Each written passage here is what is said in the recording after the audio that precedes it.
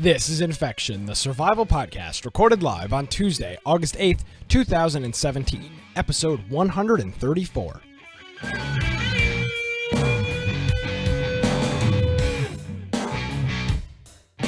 Hello, everybody, and welcome to another episode of Infection, the survival podcast. Infection is your source for the latest information on survival video games. We bring you the latest news, reviews, updates, and more each and every week. My name is Nick Craig. At Nicholas M. Craig is my Twitter. InfectionPodcast.com is the website. Joining me, as he does each and every week, Brian with an I, Aldridge. Hey, Brian. Hey, everybody. If you want to find me on the internet, at Boise Computer on Twitter, or you're more than welcome to go to check out my blog. It's biteoftech.com. And that's, of course, with an I, B-I-T-E, of tech.com. Also, I encourage you really to go to our website, infectionpodcast.com. On the right-hand side, you'll see a lot of ways that you can either join our Discord group, you can join our Steam group, you can find our audio-only podcast forms of this. Maybe if you watch this on YouTube, or if you're come in here and watch us live, perhaps you're going to be on the road, you'll miss an episode. It's really easy to go to the website and find. There's all kinds of different places that you can connect through, whether it's iTunes or a lot of apps on an Android device. But we have links down in the lower right for that. Also, if you join our Discord group, it's a great way to find people to play games throughout the week. We have people playing pretty much Battlegrounds every day. And we have just whatever game that you happen to be into at the moment. If you go in there, there's a good chance that someone else has it, and maybe you can convince them to come and play. And also we have our Steam group, which just gives notifications. So probably about 10 minutes before the show starts, we send out a little notification through Steam. It'll pop up and say, hey, we're getting ready to go live. So if you happen to be at your computer, you'll see that notification and get a chance to come and chat during the show. And also you can get a chance to go into the raffles. So because those are only live, and we give away two games each and every week. So I think that's all the self-promotion that I have for the moment. Speaking of self-promotion, we got to give a shout-out to our good friend Bob, who always is a big fan of the show and sent us this picture this week on Twitter, listening. I believe it's like a Dodge Challenger or Charger. I think it's a Dodge Charger. Streaming the show over Bluetooth. As you can see, it says Brian, Aldridge, and Nick Craig. So for all of the memes about how I'm just the stupid co-host, it fits right in. So. It's not and with sidekick. Yeah, with sidekick. With producer Nick and Craig. It's a very small font somehow. It's like 11-point font. If we can only do that on the podcast app. Yeah. So he sent us an image this week of him listening to the show in the car. Yes, he did make it home safely. I chatted with him today, so I saw, of course, some lovely comments in Discord. Oh, I probably didn't make it home after listening to the show. Stupid stuff like that. So appreciate him listening to the show. And there you go, listening to it on the podcast in the car.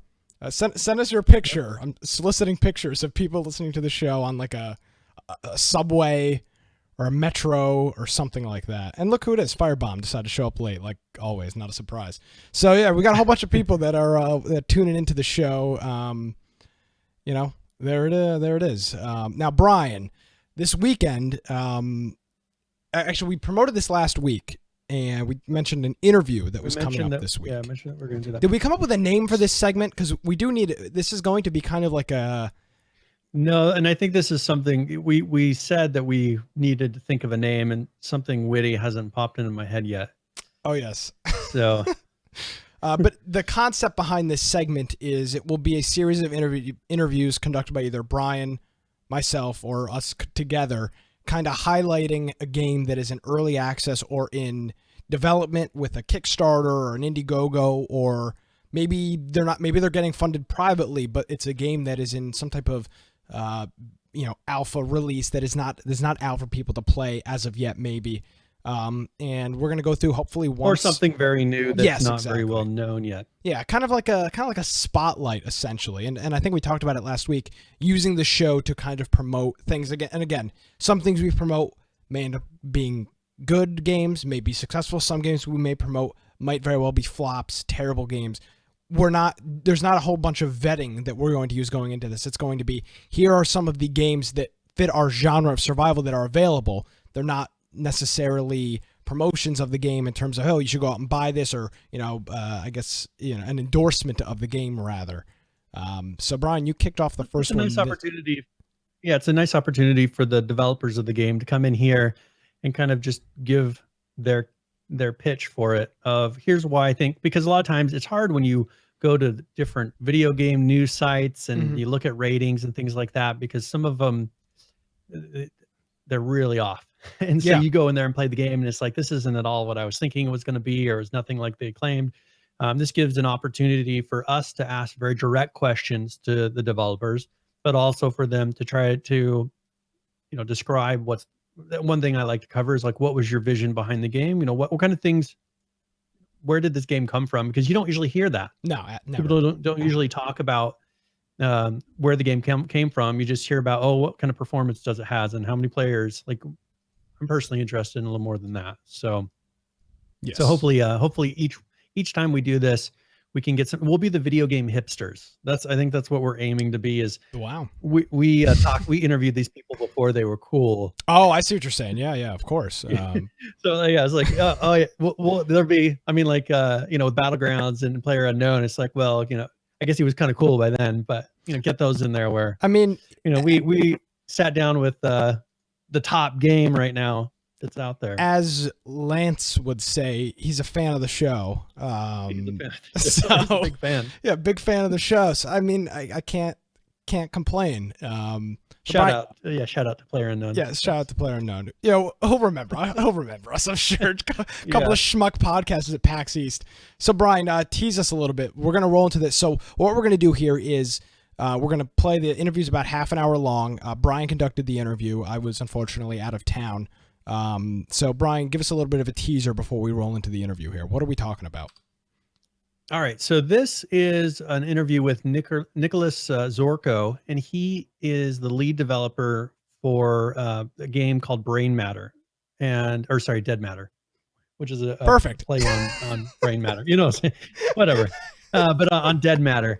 And so this is a zombie survival game that's on Kickstarter right now. Okay. And so we wanted to have an opportunity, and this, we didn't bring him on for an hour-long one, just because sometimes there's some preparation, things that go into that.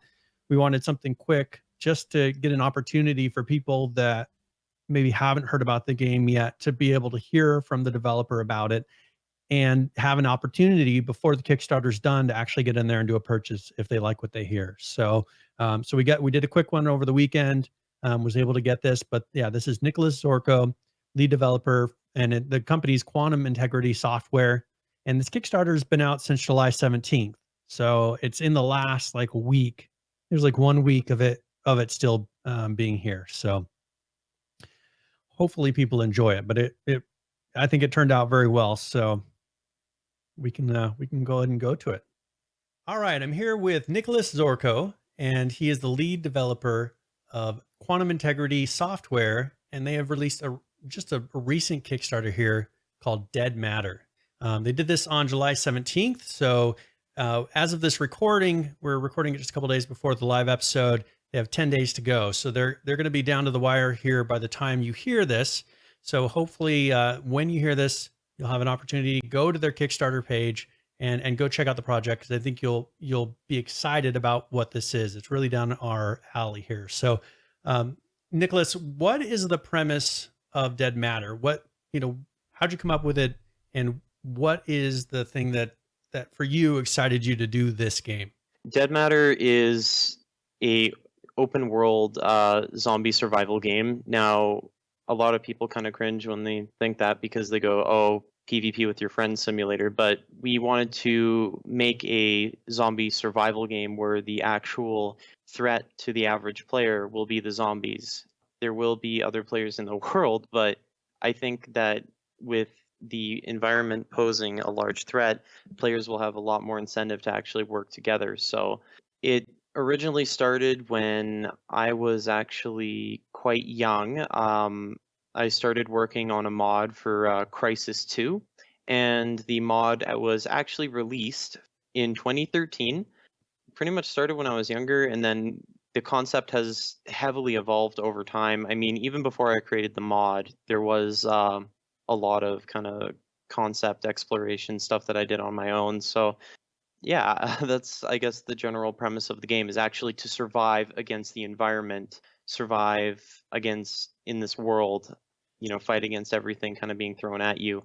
And you can also do it with your friends, which I know is very important to a lot of people. Yeah, and one thing that I think has been missing recently, so there was a big kick with zombie survival, and a lot of people were incredibly disappointed that zombies kind of took a back seat in a lot of these games. I mean, we started out actually as the H1Z1 podcast. We were the H1, but the thing is, the game just took a turn to where we were just like, it's not going where we want, and so we spread out to survival. But that was one thing that I know a lot of people really wanted, was a game where you actually were fighting against zombies, and that, so far, other than maybe like 7 Days to Die, there aren't very many games where it's you versus a zombie, and that's a big core part of the actual gameplay. Yeah, that's our large focus, is making PvE enjoyable. We want to make it so if you open single player and give yourself some sort of goal, you can have a meaningful experience. We wanted to make it so the AI is challenging to fight against. That's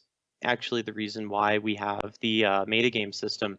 It's a huge pain to actually get that thing to go. Writing it has been just, an absolute load of fun, but it's also been a huge challenge. But I think that having creating the illusion of a living, breathing world is very, very important to do for these sorts of games. And I think another thing too is we wanted to put a lot of effort into, I guess, making the player also feel immersed. I know zombies and realism are kind of an oxymoron if you think about it, but we wanted the game to have as realistic of a setting or what have you as possible, because I think that it's important for a lot of people that are fans of these games, especially. I think it's very important. Well, and that's one thing that people tease me a lot, is because I'm constantly talking about immersion. That is one of, there's a lot of people that play with us that they could care less. Like Nick, who does the show with me, he really could care less about immersion. He's slowly coming to my side on this, to where he's starting to appreciate it more and more. But that's one of the biggest things for me in a game, is I want to feel like I'm in that environment. I want to feel like what I am doing means something, and that what around me feels as real as possible. That's one thing that, if you look at Miscreated, they did a very beautiful job of making an environment. The rest of the gameplay can be iffy, as far as the mechanics. But if you look at the environment, the one thing that really caught me with that game is, you look down a road, if there's a path going down the side of the road, if you follow it, there's something there. And so they really did a good job of bringing you into the immersion. Now, you said on this that this started out as a crisis mod, and that seems to be kind of a popular thing that's happening lately. We've interviewed the creator of Battlegrounds, and that started out for him as a mod. And there's been a couple Kickstarters lately that start as mods. So was that's pretty much the original concept, started in that mod, but what has changed from that to what you're presenting here in this Kickstarter? The mod was actually in a very different place. The mod was actually originally, I guess, advertised, or one of its biggest kind of, I guess I can't really say selling point, but one of its biggest, I guess, download points was it was the single player alternative to survival. And the CryEngine was the modding tools. I don't know if the engine itself would be this limiting, but it was actually quite limiting, and I kind of just stopped after a while, because I mean, even getting any code to run was kind of a nightmare. But one of the things that we did want to move and keep from the mod in the game is Dead Matter mod had a very kind of dark atmosphere. There was a lot of heavy, I guess the color blue was like the primary color in that game.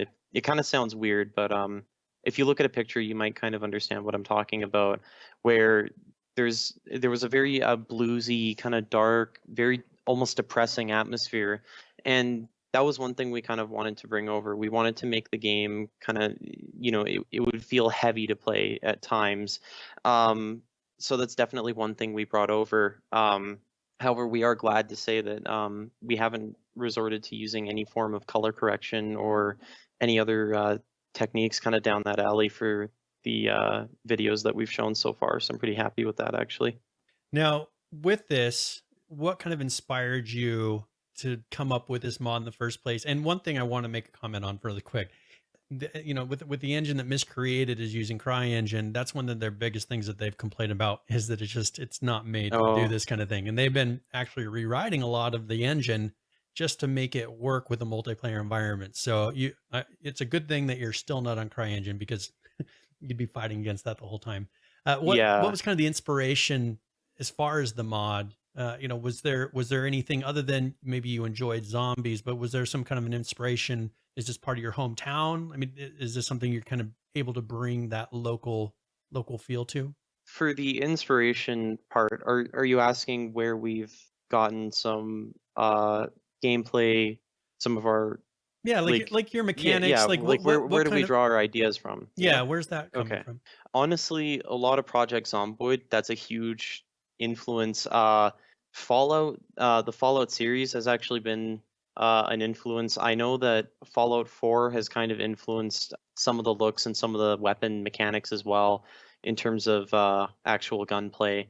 It's not the most realistic, but I thought that it kind of felt very, very good, especially when you were playing on hardcore near the beginning of the game and your guns actually did damage. So that and some of the way that we use our fog, and I think even the lighting as well, it really just sort of shoots through the world. We didn't use any color correction or anything, so I'd say those are two big influences. I think for the way that gunfights and all that are handled, I think DayZ was actually it was a huge influence for sure. I think that the adrenaline rushes that I felt while playing that game have been I don't think I've actually experienced anything like that in quite some time, because I don't really play it anymore. But yeah, and that's one thing that people really enjoy, and we enjoyed even with H1Z1, was getting into those gun battles and getting into those. I mean, DayZ is a lot of fun if you can capture those favorite parts of those games, like whatever it was that drew you to that game. If you can capture that, that's a great thing. And I think that there's a lot of other people that are interested in this genre that are looking for that exact same feeling that maybe the current, there's a lot of people not playing the current DayZ standalone because it just doesn't, I think deliver that same feeling that they got from that original DayZ mod. Yeah.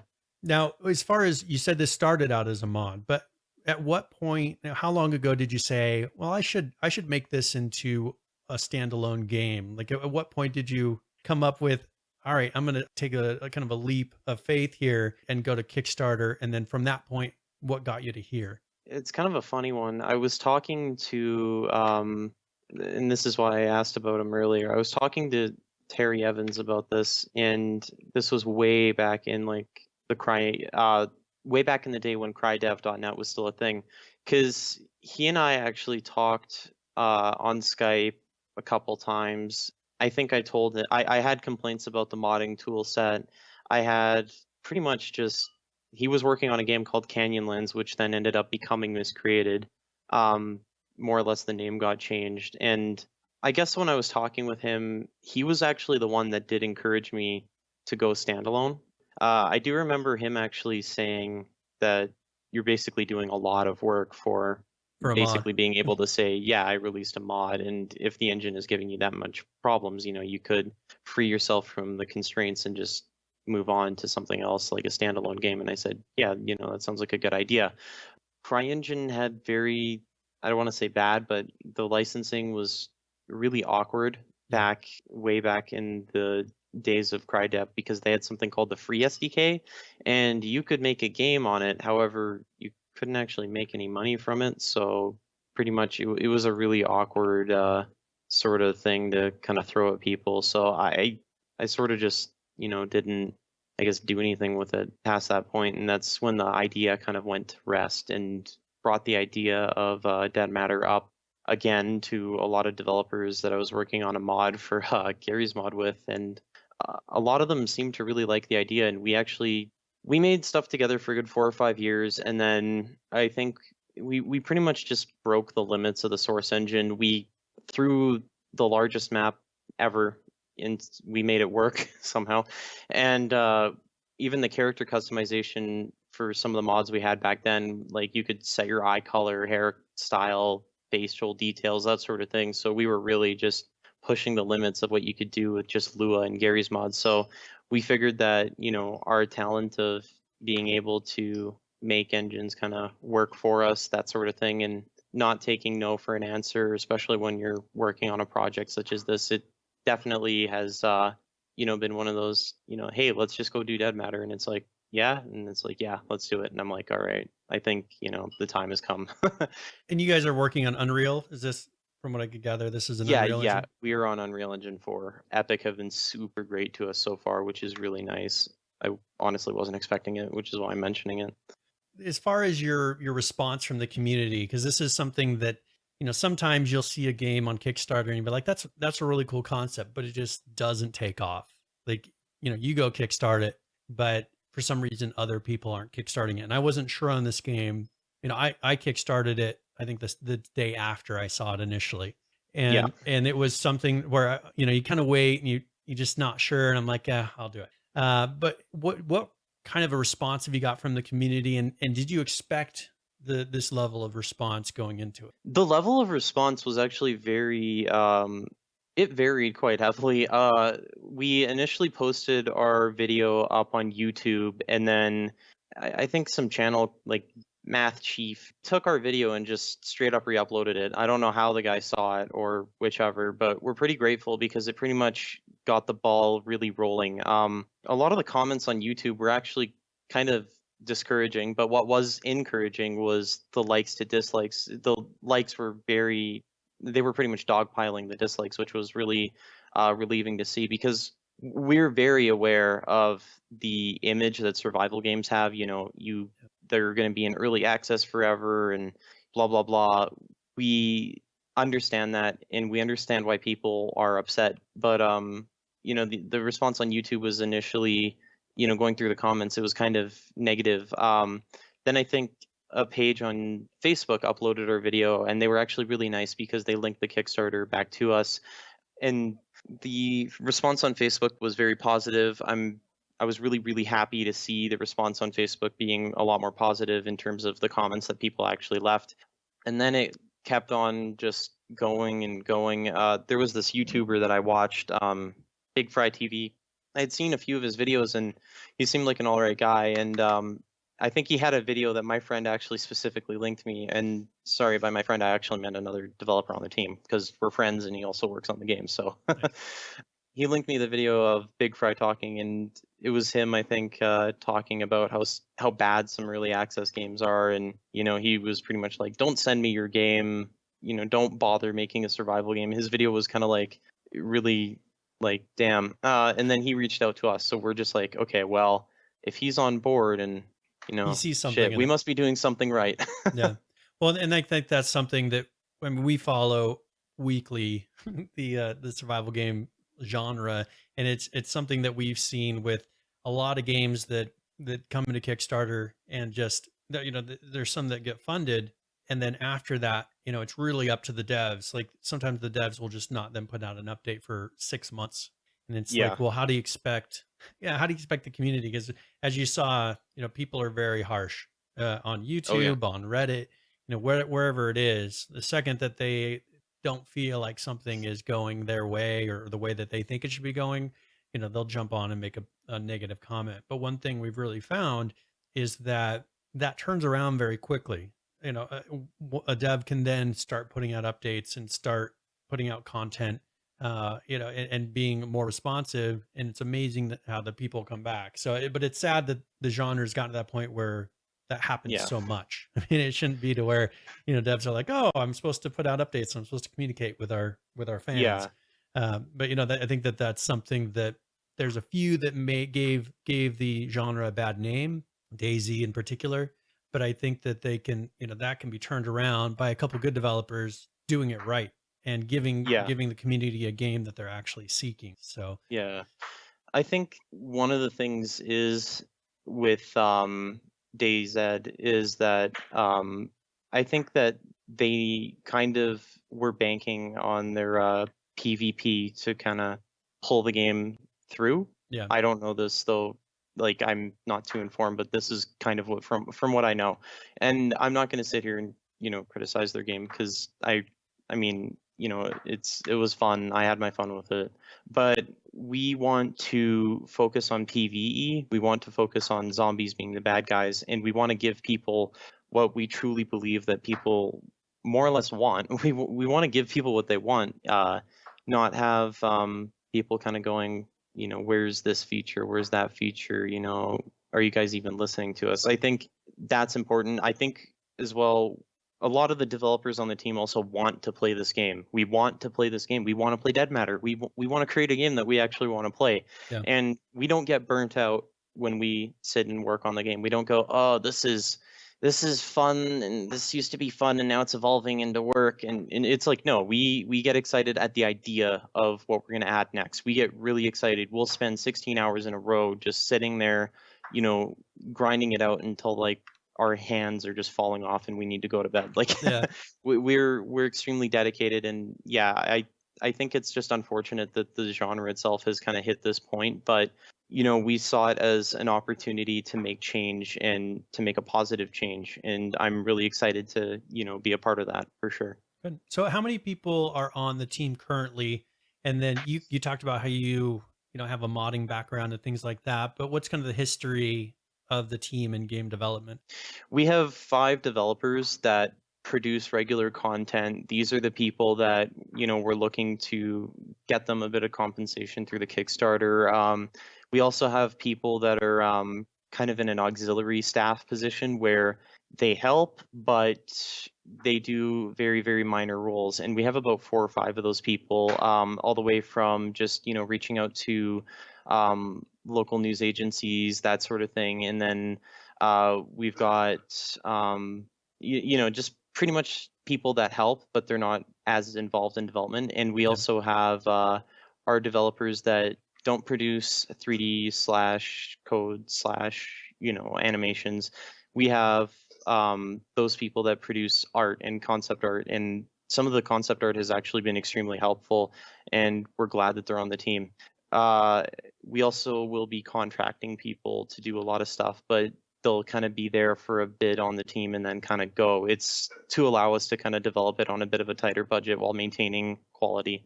Well, and so that's one thing that, with the concept art and things like that, that helps give you guys the vision, but also sometimes, when you can sit down with a concept artist and say, here's what I really want, and you can get it on paper, and then it helps the rest of the team to maybe see what you're envisioning. Because sometimes it's hard to explain, I have this sort of a feel. I mean, having come from the mod community and kind of having that feel where you talked about it was kind of blue, that probably does help, because you're like, that's kind of our reference. We have that reference, but I'm sure there's some new things in this game that for you is kind of breaking new ground.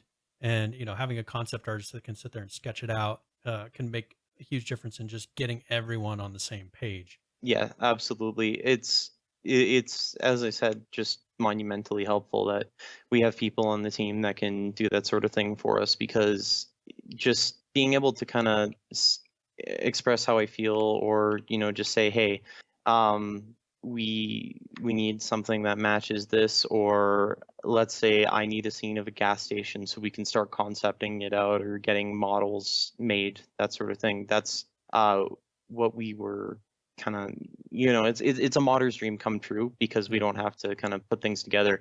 I am very lucky because as a programmer, I actually have quite a bit of 3D modeling under my belt as well. So if there's concepts or, things that I need to kind of demonstrate to people, I'm not afraid to kind of just open Blender and kind of just get something together and, show people, hey, this is, how I'd like this sort of thing. Let me know if it's confusing or whatever. And it's just nice being able to do that. Really, really nice. So how long do you expect until, because that's one thing, I think the whole alpha thing has gotten really confusing because what used to be beta it doesn't exist anymore. And alpha is it's alpha until release nowadays. So what do you see as, and that's why I kind of refer to it as a semi-playable alpha. what do you see the point where you can have something to release to where even if people are running around and just having those initial set of just seeing what the game is about, how long out do you think that might be? We don't plan on dawdling uh, when it comes to getting our gameplay out there when we want to get the alpha. The game is not complete though. Yeah. That being said, and it's really because these things do take time. And as much as I want to say, we want to get the most perfect finish, like we can't just kind of make it happen overnight. But that being said, like we want to get the game out, I believe, first quarter, and that would be something just for the Kickstarter backers. First quarter 2018, they would be able to play the game. It would be an alpha test, and generally what we would want feedback on is, how do you like the world so far? How is performance? Are we doing a good job with that so far? Do we need to change anything? And really, we'd be doing a alpha test because not all of our features would necessarily be implemented at that point. However, we think it's important to gather feedback from the community, make sure that the game really works. We want the alpha to work.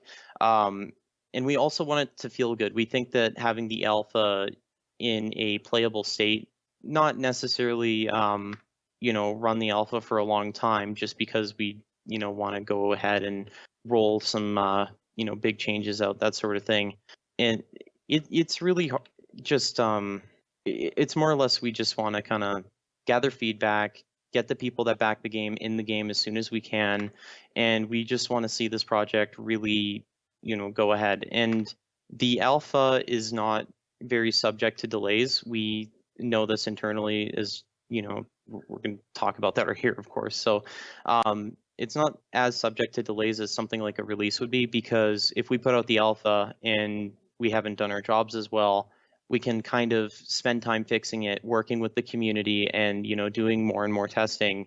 However, if we actually wanted to do the release onto Steam, the early access release, it would be we would want the game to feel good from our perspective, and we would want our community to actually like it as well. We want the backers, to like it as well. We want to actually work with our backers to make sure that the vision of the game is actually being achieved. We're actually achieving what we set out to achieve and achieving what they paid us to achieve. So. Well, and I think it's really dangerous for people to release too early because Absolutely, yes. I think that people get impatient. But if you look at a lot of the games that I would consider incredibly successful, even after they get that initial release, a lot of them are developing for years. I mean, if you look at Arc, they're finally coming out of their alpha, but they've been in alpha for a couple of years now. You can look at a lot of different games, and they're using and kind of what alpha is supposed to be is an opportunity to implement new features. It's an opportunity to test concepts. It's an opportunity where if something doesn't work, you can turn around, undo it, and maybe do it a different way. It's not a guarantee that what's in that original alpha is going to be in the final game. And if people are unwilling to give you that time to sit down and say, all right, let's test this, let's try it, let's figure it out, they're going to be the ones that don't get as good of a game in the end. And so I think that a lot of people have kind of gotten confused with the whole alpha concept of, it's like a what used to be the beta. I mean, a lot of people think that it should be so polished and so finished when it comes in alpha, but that's when you're usually testing and learning that everything works in mass, or with a lot of people playing. So I think that a lot of people just kind of don't give alphas anymore, and but that's because there's some that have come out and they don't change. They stay the same, pretty much the same from that initial alpha release. But I think if your team does it properly, you guys will be then molding it from that point to that game that you envision. Yeah, I also don't think that releasing a game that's not exactly fully featured, but obviously doesn't suffer from bugs, issues, that sort of thing. I don't think that releasing I wouldn't want to say incomplete, but I think early access would benefit the most from when we're kind of in those later stages of development, that sort of thing. But I think that once we've kind of achieved what we've set out to, I think getting the game onto Steam, getting it, just there, saying, okay, we've got it onto Steam, now we've got to deal with what's next, which is, do we make additional content? Because I think, additional content that's, freely included. We want to make sure that all of our new content is easily accessed, that sort of thing. We want to release new maps. We want to release new outfits for characters, that sort of thing.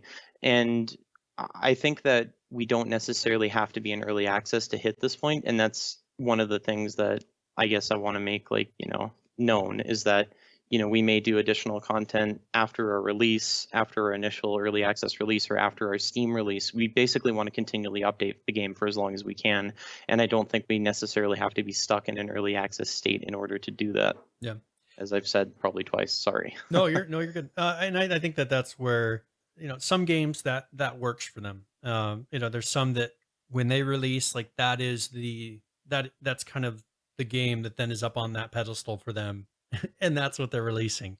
But when you have a game that has multiple players, it's really opened up that whole genre to be able to kind of keep molding a game and moving it forward, because it's not like a single player game where you play through a story and you figure it out once and then it's done. This is something that you guys can keep molding, especially coming from a modding background. I mean, you guys are used to taking something and making it your own, or taking something and making it different. So I'm sure that's probably in your guys' blood. Yeah, it's been a passion of ours for so long, and we're just really excited to finally being able to keep the soda flowing and keep the phones on, and Cool. just sort of keep on just trucking through this development. And we're very, very just excited to have people go, hey, we actually want this game too. We want the game that these guys are making. Just being able to kind of get that support has been just fantastic for us, especially morale-wise. Morale has really been lifted on the development team, like by far one of the best benefits of Kickstarter. Now, for someone that's listening to the show right now, or listening in their car, that hasn't gone to your Kickstarter, that hasn't pledged yet, what can you say to them?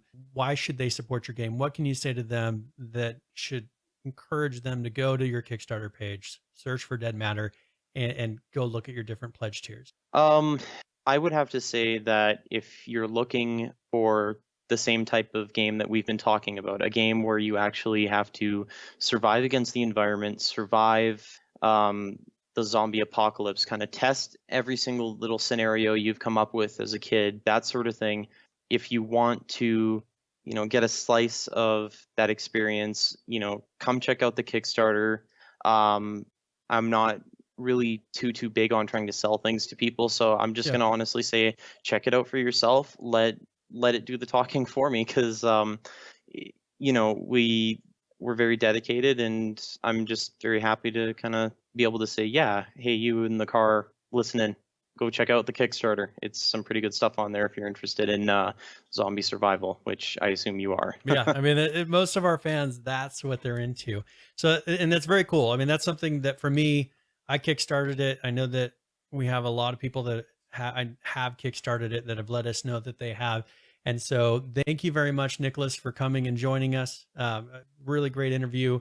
And I'm looking forward to see that. That's one beautiful thing about Kickstarter, is seeing the progress as things unfold, getting those updates.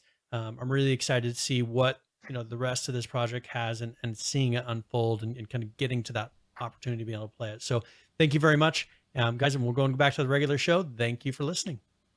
All right. And as we speak and sit here right now, the Dead Matter Kickstarter has $157,133. And the original goal was $47,348. So they are doing quite well with their Kickstarter. There is 7 days to go on this. And as I said beforehand, Brian, with all of these interviews, this is not any, we just got to put this disclaimer out there. Use your brain and back this if it's something you're interested in. This is in no way an endorsement of any of these, any product or any game. We're not getting paid by these people to come and give a promotion or anything like that. So we're just going out trying to. Oh, yeah, well, there we go. And we lost Brian, of course. So yeah, you can check out his Kickstarter. There will be a link in the show notes. infectionpodcast.com.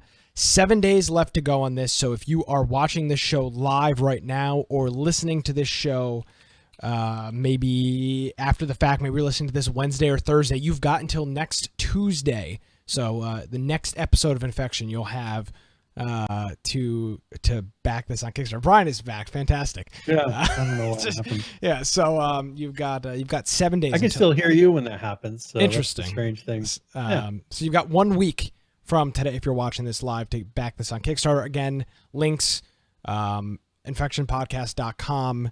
And again, Brian, thank you for doing that, and thanks to Nicholas for giving us the time for the interview. And if I guess we'll roll right into this, Brian. If you or someone you know is a game developer in a similar situation like this, a zombie survival game, something that fits our genre for Infection, get in touch with us. We're gonna try to book these interviews once every month or so. So get in touch with us, and we'll do the same thing, 15, 20, 25, 30-minute interview, depending on how all that goes, and just kind of promote your product. So that's we do need a name too. So if you have a name for this segment, let us know. Send us a tweet at InfectionCast.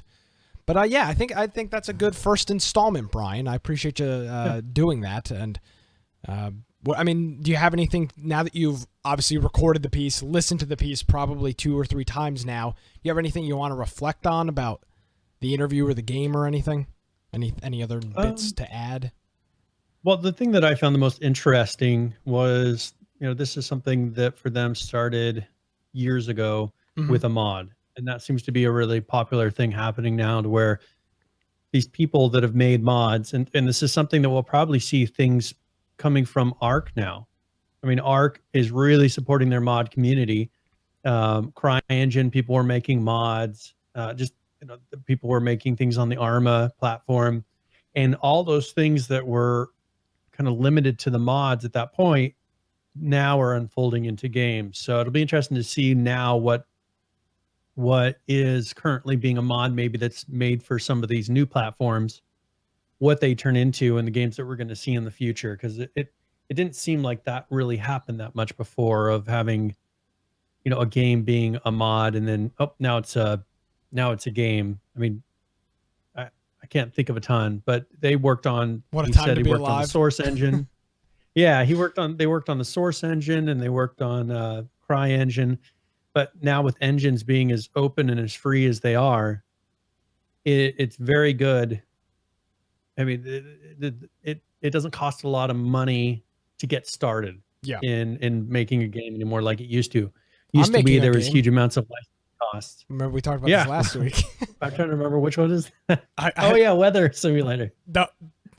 I started some work on it this week. I'm 100% Nice. making this thing happen. I'll believe me. So look forward to it very soon. Maybe you can interview me, Brian, on the show about my new game. So, are there zombies in this weather? Yeah. Well, oh, look at that zombie walking across the field with a snowstorm. You can upload your own JPEG and put a zombie into the game. It's going to be fantastic. Coming soon. Yeah. So now, Brian, you've backed this on Kickstarter. I have not, and I probably won't, because I don't really do Kickstarter. But obviously you'll get this Q1 of next year. Him, yeah, and they will have. I mean, this won't be the final opportunity to get it. Okay, cool. So, actually, that was after, because I talked to him for a little bit after the recording ended, and I said, "Is there going to be other opportunities for people to get the game? Even if they missed the Kickstarter, because maybe someone's listening to this in a week and 3 days." Yeah.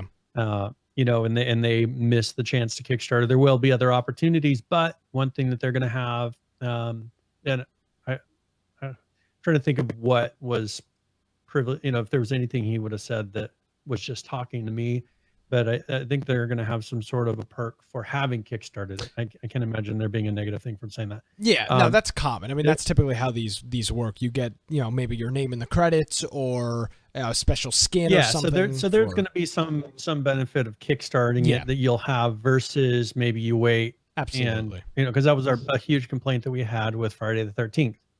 I should say that's a huge complaint you had with Friday the 13th, Brian. Yeah, because you didn't buy it and I gave you my copy. I remember that. Because you redeemed the copy that I was supposed to get. So see, don't play this guilt game on me, Brian. That you didn't pay anything for. Yeah, well, they sent us a copy as media, and I you know. redeemed the media copy, even though damn well you bought the game. Yeah. Anyways, So yeah. not that I'm bitter. No, you're But, 100% bitter. So go ahead. I'm more bitter at that there was no benefit. There was no reason to kickstart that game. Except giving it to me. Well, yeah, other than that, I got to give it away. But the thing was that it's not like you got a shirt. Yeah. You had to pay a whole huge tier up to even get anything special for kickstarting it. And it costs the exact same price when they released. Yeah, that's lame. I mean, that's just not a good. No, it's just I think that was poorly done, and so they're not doing that. That was my main point. I mean, that would be like, we've kind of thrown around this idea of doing a Patreon. That would be like us being like, "Ooh, you get access to the YouTube feed Tuesday night after the show." It's like, and you can get the audio only downloads. Yeah, exactly. You get the audio file. You get the MP3, the raw MP3, which is the same MP3 that everybody else gets. But it's just stupid. So definitely, if you're I'll know this when I do my Kickstarter for my weather game. You got to offer people early perks when they buy, and it's just here. And this is the whole thing behind Kickstarter. You're essentially gambling. I mean, when you come down to the most literal aspect, you are making, if you want to throw the quotes around, an investment. It's a video game, of course. You're not literally investing money into the stock market or something, but you're making an investment. You're putting money into a product that may very well fail. And there may not be anything left of the product, or it may succeed, and now you get perks of that. So I don't understand why you would do a Kickstarter and not give the Kickstarters some type of... I had another... Well, and that's the thing is, like with this as well, people that get into it now, they'll have a chance to play in the alpha, because from speaking to him, it sounded like it wasn't going to be an open alpha. No, definitely not. Everybody's going to be buying into it as the alpha is going. I had another game that I kickstarted that is actually, they released their alpha this week in Sarion. It's a pretty much a live as a dinosaur simulator. So oh my God, I remember this one. It's a survival game, but you start out as a baby dinosaur and you have to live the life cycle. It's like the Ark mod. It's like that, but it's more serious. It's not it's not very playful. You know what I'm saying? Can you get more serious than Ark? Well, yeah. You mean pooping everywhere every 10 seconds?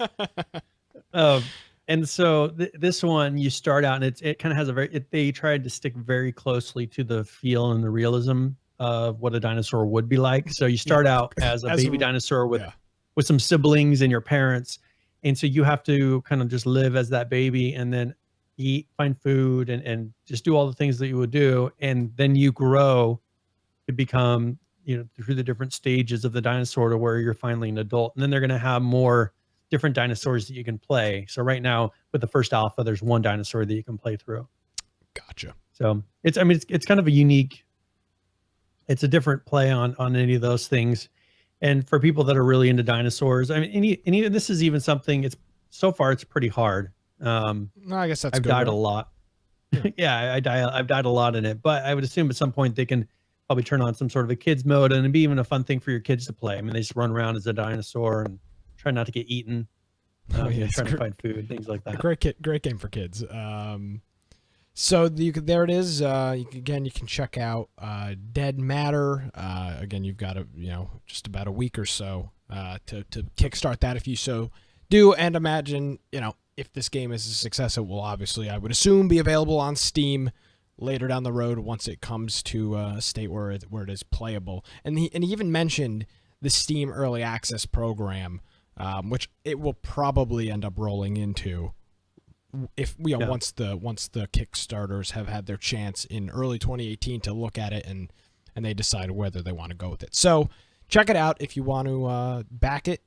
You've got 7 days to do so. So there we go. I guess that's all right. Do you want to talk about a prediction that we've been making for the last 3 weeks now? Yeah. Well, go ahead. Okay, so Battlegrounds has reached the 500,000 point, because we've been guesstimating on this, how many active players. Did you write this down in the book? Pretty sure you did. Um, Uh-oh. I gotta find one of my books. Brian has lost the book. I said it somewhere. Well, what do you- I cleaned my desk off. Well, that's a problem because it's in the book, Brian. Yeah, The whole point of it's the book is to have the book available when you're doing the show. I know. I need to have it at ready access. Well, I know where it is, but I don't want to walk away from my desk to go pick it up. Well, you know what? You're gonna have to go. You're gonna have to go walk away right now and go get that book because you literally wrote. I'm reading my. You literally wrote this down down. in the book when the All right, thing. one sec. So this is the best thing I love about Brian, right? He says, "Oh, let me." I said, "No, Brian, I'll do a prediction notebook. Don't worry about it." He goes, "No, I want to do it." So he does the prediction notebook. And now, as I'm sitting here, it is 8:00 on Tuesday, and the book is gone. He's taken it into another room. Player Unknown's Battlegrounds. We've been talking about, where is the ceiling on this game? And earlier this week, just 2 days ago, so typically how this has been working with Player Unknown's Battlegrounds is it's the Sunday of every week is the peak day. I don't know why it's Sunday, but Sunday is the peak day for Battlegrounds. So last Sunday, 2 days ago, they reached 581,224 concurrent active players, just 20,000 short of 600,000. And obviously, I'll have the full numbers later on in the show. It's kind of riding on the coattails of my my other segment. Sorry, but I didn't it's mean fun. to stomp all over. No, So we didn't write it down, but I remember we said it at the end during the current players for the last couple weeks. But yeah, but We said I Is there said anything that in it'd that probably book? be next week. Yeah, there is. what's in there? The last one that we did was the Amazon will offer a discount to try to push people to their service. Yeah, That was my last prediction. What else? You got anything about like video? Yours was when they were going to release Arc. Oh yeah, what was that? No, you said early 2018. The most accurate source of survival information, infectionpodcast.com. I said late October. So I was still off. Yeah, I mean, yeah. it's going to be at the end of August. yeah, So I mean, I was a month and a half off, probably, right? yeah. But I mean, you were at least month and a half, close. almost 2 months off. I was quite far away. Yeah, You're if like only 6 months off. if only certification took a little bit longer, I'd be Yeah. smooth sailing with that date. There, PHS, they can still delay it. To get that turned They can around. still delay it. You never know. It's not over till Yeah.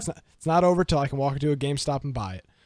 So yes, Battlegrounds just 20,000 shy, less than 20,000 shy of 600,000. All right, Brian, here's the prediction I want you to put down in that book. Where is the ceiling for? Can this game hit 1 million concurrent active players? I mean, what's the level for you, Brian? Is it 750? Is it 800? A million? Where does this go? Well, and the thing is we don't know what they're doing on consoles as far as this is out on. Is it out on Xbox? It's not out. Yeah, I don't No, think it's not out on anything. This is So the are only. we talking No, Xbox? No, I'm just because you can't track those. I'm talking about SteamDB.info. What do you think this game will hit? I think it's going to get in the 800 to 900,000 range. All right, you write down whatever you want. Put me down for smack dab 1 million. I think that's possible. I mean, here's the thing. I will cover this in later on in the show, but this has jumped an unbelievable amount since last week. It's not like last week it was at like 499,232, and now it's at 581,000. It was like 20 or 30 or 40,000 short of 500,000 last week. They damn near almost picked up 100,000 new players concurrently. I mean, as I'm looking at, and that's the thing though is there's got to be a point where that graph, that it's a bell curve. it Yeah, levels out, it peaks. Yeah, so there's got to be a point, but where's that at? 6.5 million people own the game. I mean, I think 1 million active is concurrent is possible. I mean, as they release new maps, and if they can just keep that emphasis going. Oh God! Once there's a definitely new map, it'll probably hit it. So you can put me down for 1 million. And there's been no indication that it's stopping. Million peak. Million by the end of the year. That's the step by the end of the year. Yeah. Okay, I'll put a note here. Yeah, end of the year. Give it for both by of us. by 2018. Yeah, absolutely. I mean, because who knows what the future will bring. But yeah, 1 million. I don't think that's impossible. But it's pretty crazy to think about because you look at the other games on Steam that have this, and it's Dota 2 and Counter-Strike. And Counter-Strike's all-time high is 854,000. Could it break that? 31 million people own Counter-Strike CSGO. 31 million people own it. So can PlayerUnknown Battlegrounds hit 1 million? Dota 2's done it. Well, Dota 2's got I think 1.29 million. I think this has crossed enough barriers of kind of people getting into it that maybe normally wouldn't. CSGO is kind of a certain type of person plays that game. Yeah. Even, some of these other games that are on the top, Dota, a certain type of person plays that game. I think with this game, they're really pulling from a lot of the of people maybe that would normally play a console game. Absolutely. Are willing to come over and play Battlegrounds. Now, the question is, when are they releasing to Xbox? And if they do that, this will probably make it to where the growth on the PC version drops. Probably. But that doesn't mean that the game is becoming less popular, but you probably would have some of those people that maybe would be picking it up, just because they didn't have an alternative to pick it up on their Xbox, then start getting it on the Xbox platform. I mean, a couple of weeks ago, I said, I asked, or somebody sent me a private message of like just regular YouTubers that do like that are vloggers, and there's people playing, and they're playing PlayerUnknown Battlegrounds. Like people that don't play video games, people that aren't typically prone to playing. For example, I was watching a Philip DeFranco video last week, and he was talking about it. He doesn't play. I've never met. I mean, he doesn't strike me as some crazy video game nerd. Everybody, Seraph says it. He says everybody is starting to play. Nobody is stopping. It's insane. It is. It's insanity. Everybody is playing this freaking game.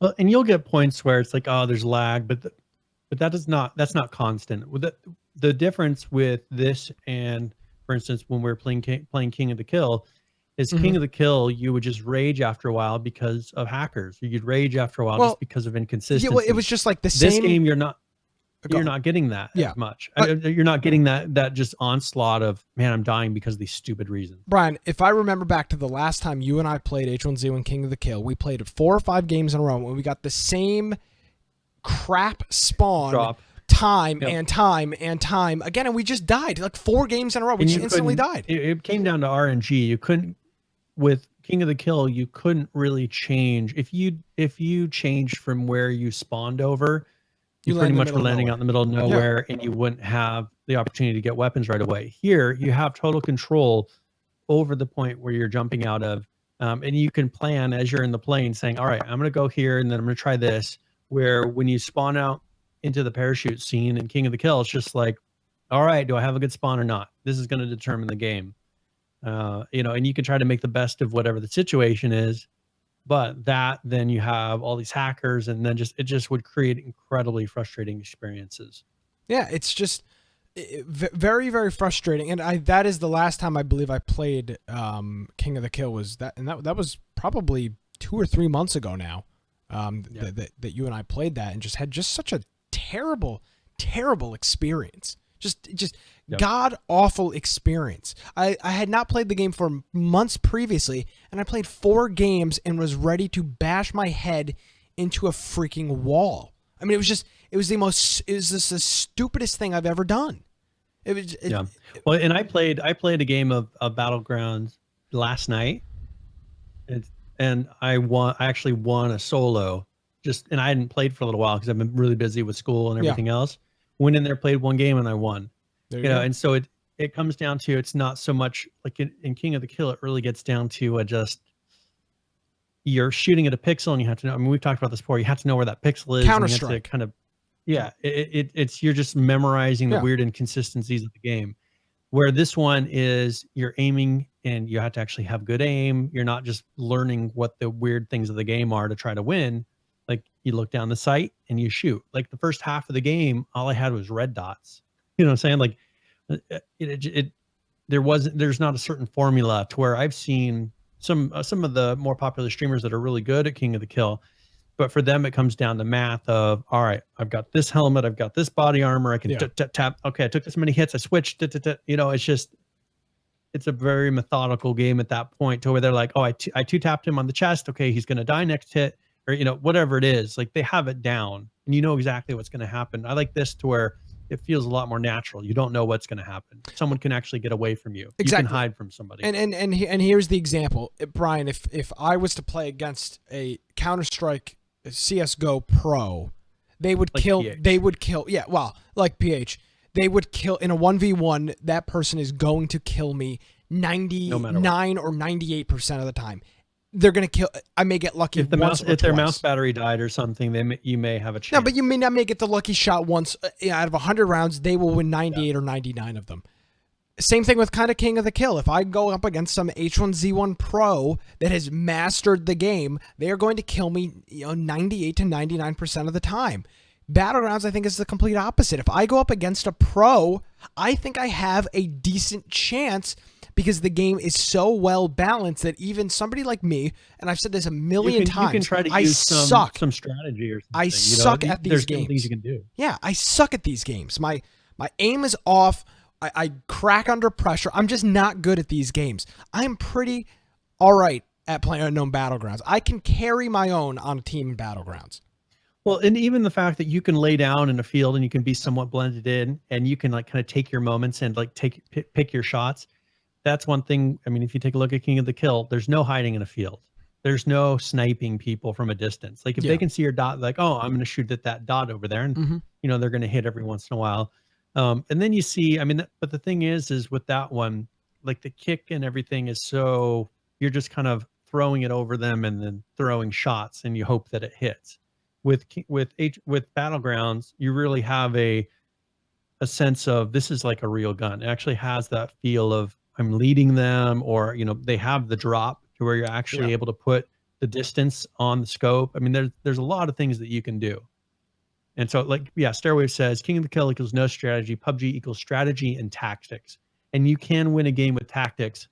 Where when we were playing Battlegrounds, King of the Kill, half the time we were sitting in a bush waiting for the zone to go somewhere. Yeah. I mean, Nick and I remember when we played it together, we're just sitting here. Yeah, we'd literally get up and never do something that and come. Yeah, literally get up, do something, and come back and be fine. I mean, you could leave for 5 minutes straight and you'd be you may lay down in Battlegrounds, but it's because you're trying to get a strategic point and you're actually waiting for somebody. Yeah. That was not the case in King of the Kill. You're just sitting there like, okay, the zone, we got to wait 15 minutes for the zone to reach us. We have every piece of ammo that we need. We have every gun that we can carry. We've got body armor. All right, let's just sit here. And my favorite thing, and again, this is now somehow turned into the H1Z1 Bash Fest, but I mean, whatever, they deserve it. In King of the Kill, there would be games not too long ago where you would not see a single person until there were 10 people left. Even in Battlegrounds, and it's if you not don't like have, you were trying to avoid anybody. Yeah, you just didn't see anybody. Yep. And in Battlegrounds, while you may not necessarily have contact with people until closer to the end of the game, shots happening around you hear shots, cars are driving by you, bikes are driving by you. There may be people going by you, but hey, you may just let somebody go because you end up. I've done that in Battlegrounds a whole bunch of times. In King of the Kill, I wouldn't not shoot at somebody. If somebody came anywhere near me where I could see them, I was taking the shot 100% of the time. In Battlegrounds, there's actually a decision to make because now I've given up my position and somebody's going to come hunt me down. You knew in King of the Kill, if you can see someone, they can see you. Exactly. That's just how it works. Yeah. Like there is no, unless you're, using third person to kind of see someone around a corner or something, that they can see you as well. And so it's just a very different game. With this one, when you go play Battlegrounds, you can sit there and be kind of molded in. Like for me, I was able to take shots on people just because I was laying down and they didn't quite see me yet, and I was just making a couple good shots. But that's something where it comes down to the engine. It comes down to be able to blend in. That's one thing DayZ did very well. DayZ did an excellent job of being able to, especially with the ghillie suits. I mean, what's the point of the ghillie suits in King of the Kill? They don't do anything. Yeah. They don't blend into the environment on those. So, that's the thing is you are able to, just like you were in DayZ, to lay down and you could actually be like a sniper, which is kind of a fun feeling. Yeah, absolutely. So anyways, I think other than that, they did do a update saying that because there were a number of disconnects that were happening, some server lag and things like that. So they put out a tweet saying we have deployed a patch to fix the connection issue that some players have been experiencing. Thank you for your patience. And this was yesterday. So hopefully that will fix the issue of the disconnects, and it would say server lag, and it would maybe last like 5 seconds sometimes. So Gotcha. Well, hopefully that's the only update I've seen this week. Yeah, and I unfortunately did not have a chance to play Battlegrounds this week. I'm still trying to get everything all settled in here. Have you played it in the past week? I have not. I played it last night. That's what I'm sorry. I won a solo last night. Yeah. But other than that, like I've just here and there been able to get into like 1 or 2 games, but I haven't been able to play it very much this week. But that's part of the thing is sometimes I only have a little bit. If I see some people in there, I'll jump in and we'll do like 1 or 2 games. So I mean, I played it more than probably any other game this week. Okay. So getting in 3-4 rounds. Gotcha. All right, cool. Well, there you go. That is that's PlayerUnknown Battlegrounds. There should have been an update out actually today, a weekly update. Yeah. But that does not appear to be out. So you will, hopefully we'll be able to bring that to you next week. I do want to say though, they have been kind of slacking on their consistency. Their consistency on their, I don't remember what they call them, the weekly updates. I guess they called them patches. So on their weekly patches, they've been the back end. Well, they may not be. The thing is some of those are back end patches. So one of those is them updating their servers. So they may not put out a notice. Like for instance, they put out that thing saying they fixed the disconnect. So that would be actually a patch that happened on their servers. So true. They just don't seem to be making a note of it or putting out some sort of a patch note because it's all internal. It's not going out to the client. I think they're only notifying on updates to the client.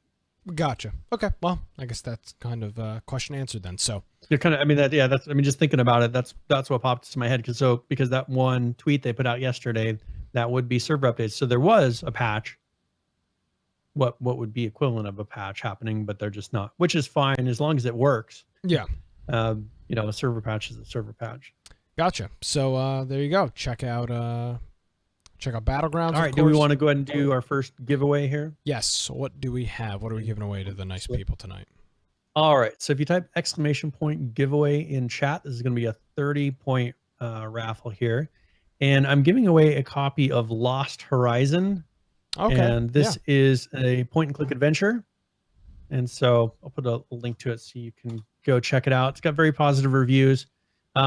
These are the kind of games that I really enjoy because they're kind of relaxed. You can sit back and just, play for a little while. I especially love it when these things go to tablets because these are the perfect type of games for tablets. So, but if you're into point-and-click adventures, it says good ratings and worth about $10 right now. So if you want to do it!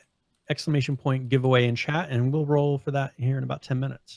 Yes, of course. And part of what we're doing now with the giveaway segment is telling you how you can help support the show. So infectionpodcast.com/support.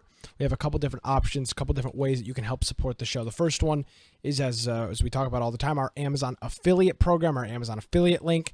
If you're in one of these 7 countries that we have listed here, you use our link on Amazon. It helps support the show. We get a little bit of commission for every sale or everything that you purchase using our link. If you want to donate directly to us, you can do so through PayPal, like we did during our PAX East trip. Or the new way that you can help support the show is the Humble Bundle. This has been very popular. A lot of people have been using this. So if you go to our website, infectionpodcast.com/support, click the big red Humble Bundle icon right before you're about to buy a game or right before you're about to subscribe for a monthly Humble Bundle. It will give us credit when you buy stuff. And I logged into our partner dashboard. And there's a whole bunch of people using it buying games. So the same thing that we talked about last week with a couple of the bundles that are up right now.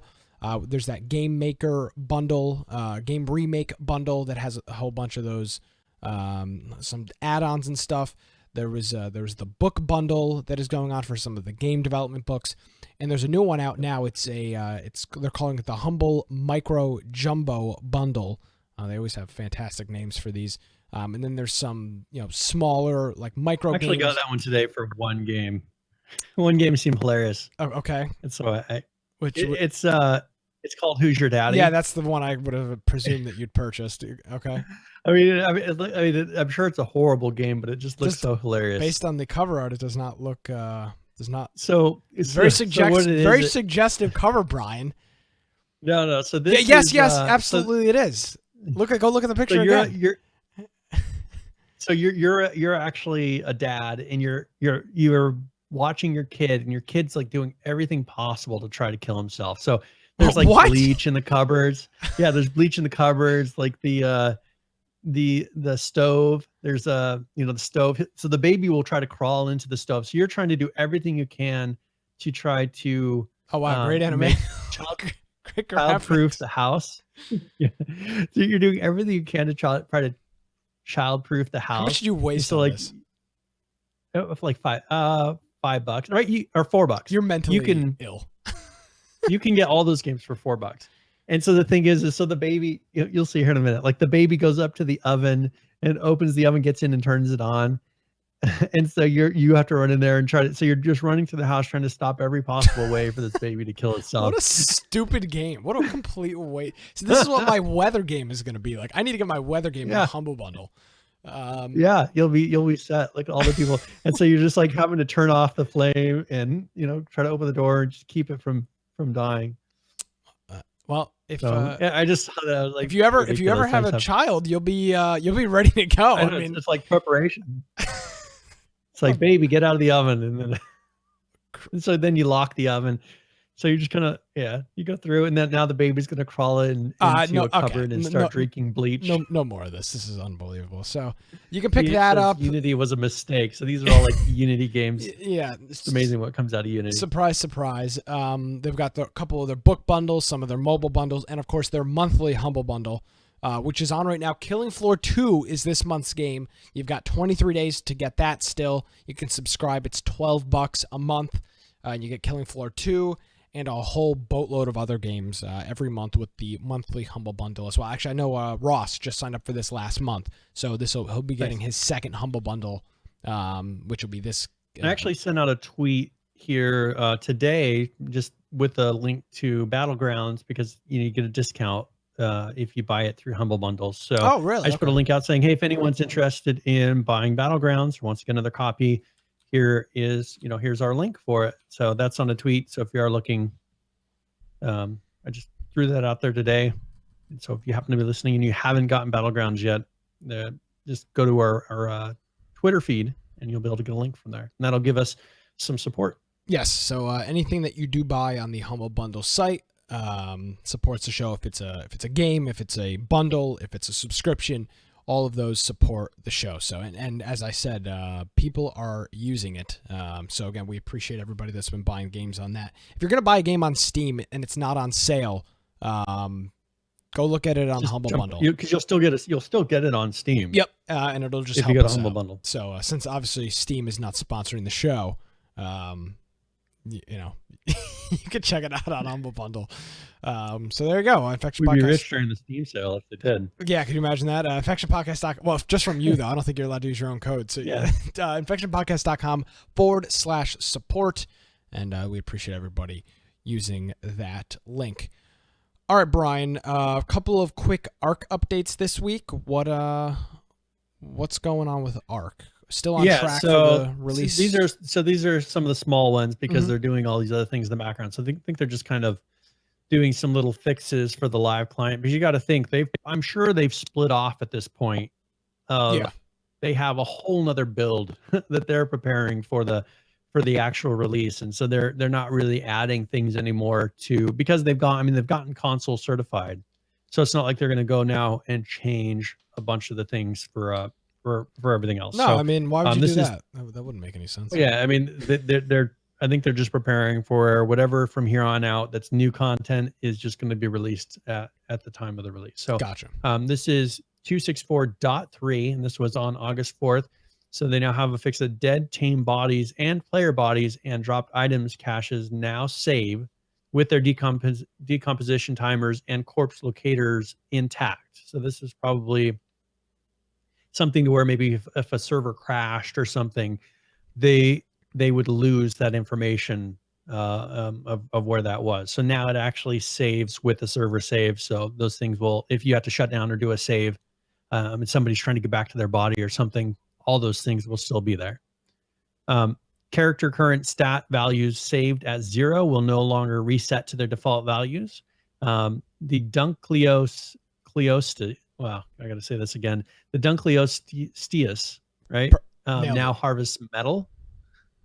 So you can use that to gather metal nodes. So dinosaur costumes now show damage overlays. The modified dino attacks networking to result in less rubber banding on clients. So they modified the dino attacks networking, so it's just more efficient. So it shouldn't, when you start attacking, it shouldn't start rubber banding your dinosaur. The per dino behavior setting to toggle ally looking. So they added an ally looking behavior for the dinos. So, and then they did 264.32, just three small fixes. And I'm still waiting for my answer on True Sky, like what they changed with the sky, and no one's replied to me yet on that. So hopefully we'll get Don't they know who we are? Yeah, I mean, I asked in their forum, and then like nobody's responding to anything. So 264.32, this was August 8th. So this was today. And this is, they fixed the SM4 Sky. And so that is, I think, the low quality Sky. Because it doesn't handle as much, so that's usually for lower performance. They fixed a client chat issue, and they fixed the center landscape material issue. So in the landscape material is like the dirt that you see on the ground, that kind of generic flat material that covers the ground, or makes it look like kind of sand when it's on a beach versus going to dirt. That's that landscape material. So they fixed something that was an issue with that on the center.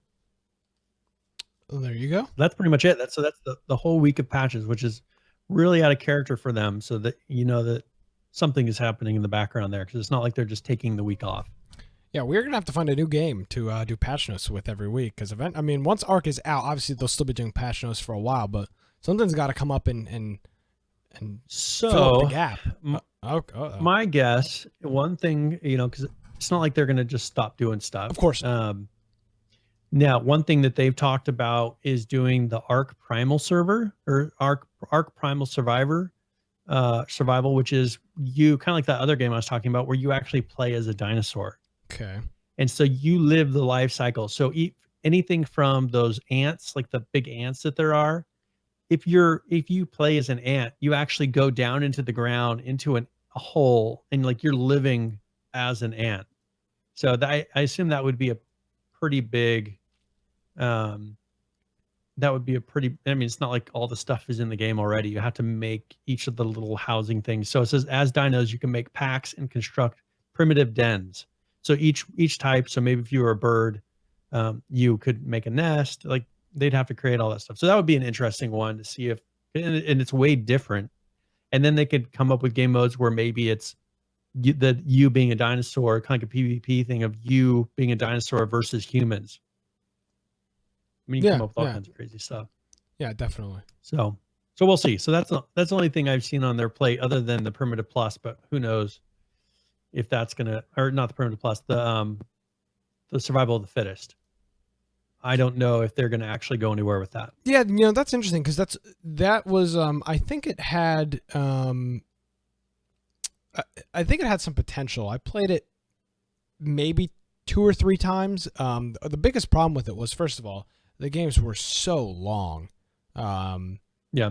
And it just, the whole process of getting everybody in it was just a real pain. I do hope, because didn't they show it at PAX in 2015, and then right after that it just kind of went away? Because they showed it somewhere. They had it about the Survival of the Fittest.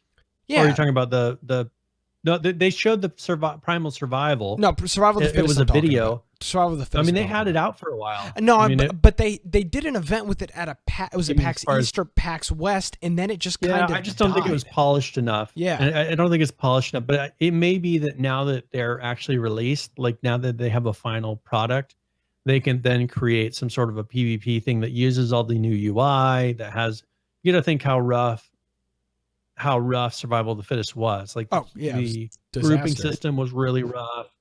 It just didn't work well. So you could tell it's definitely a test. But I think now they have enough content, they'll have enough time to where they can decide, do we want to follow either one of these?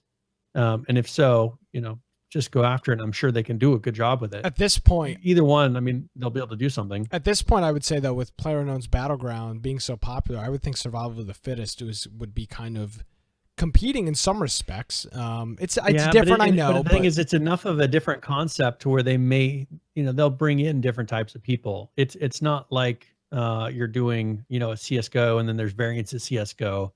Like this is kind of its own thing. There's not very many places where you actually have to tame dinosaurs and craft things and do a whole bunch of stuff while we're doing this.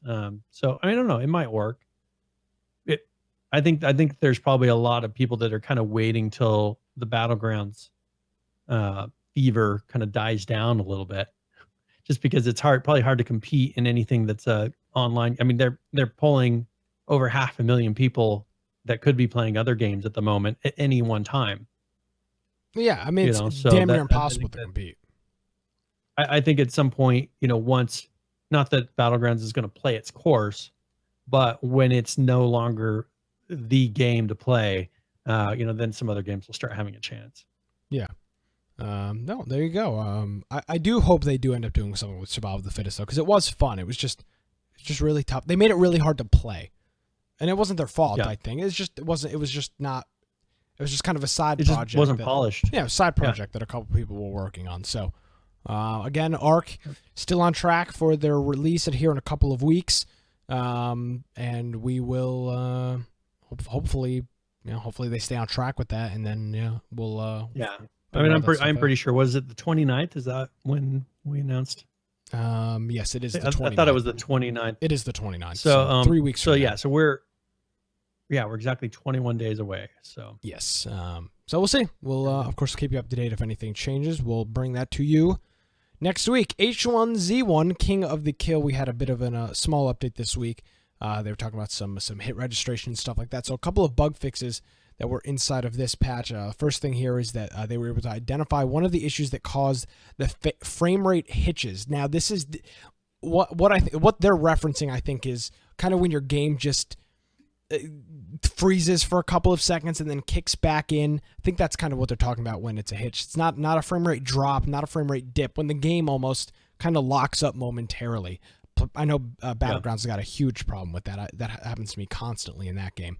And they talk about, that they found one of the offenders. And they also do say, and I think we said this a couple of weeks ago, if you have these problems, record it, report it. And they said they love clips. And all game developers, if you are sending a report to an early access game, take a video or a screenshot or something. Provide them with details so that they can fix it.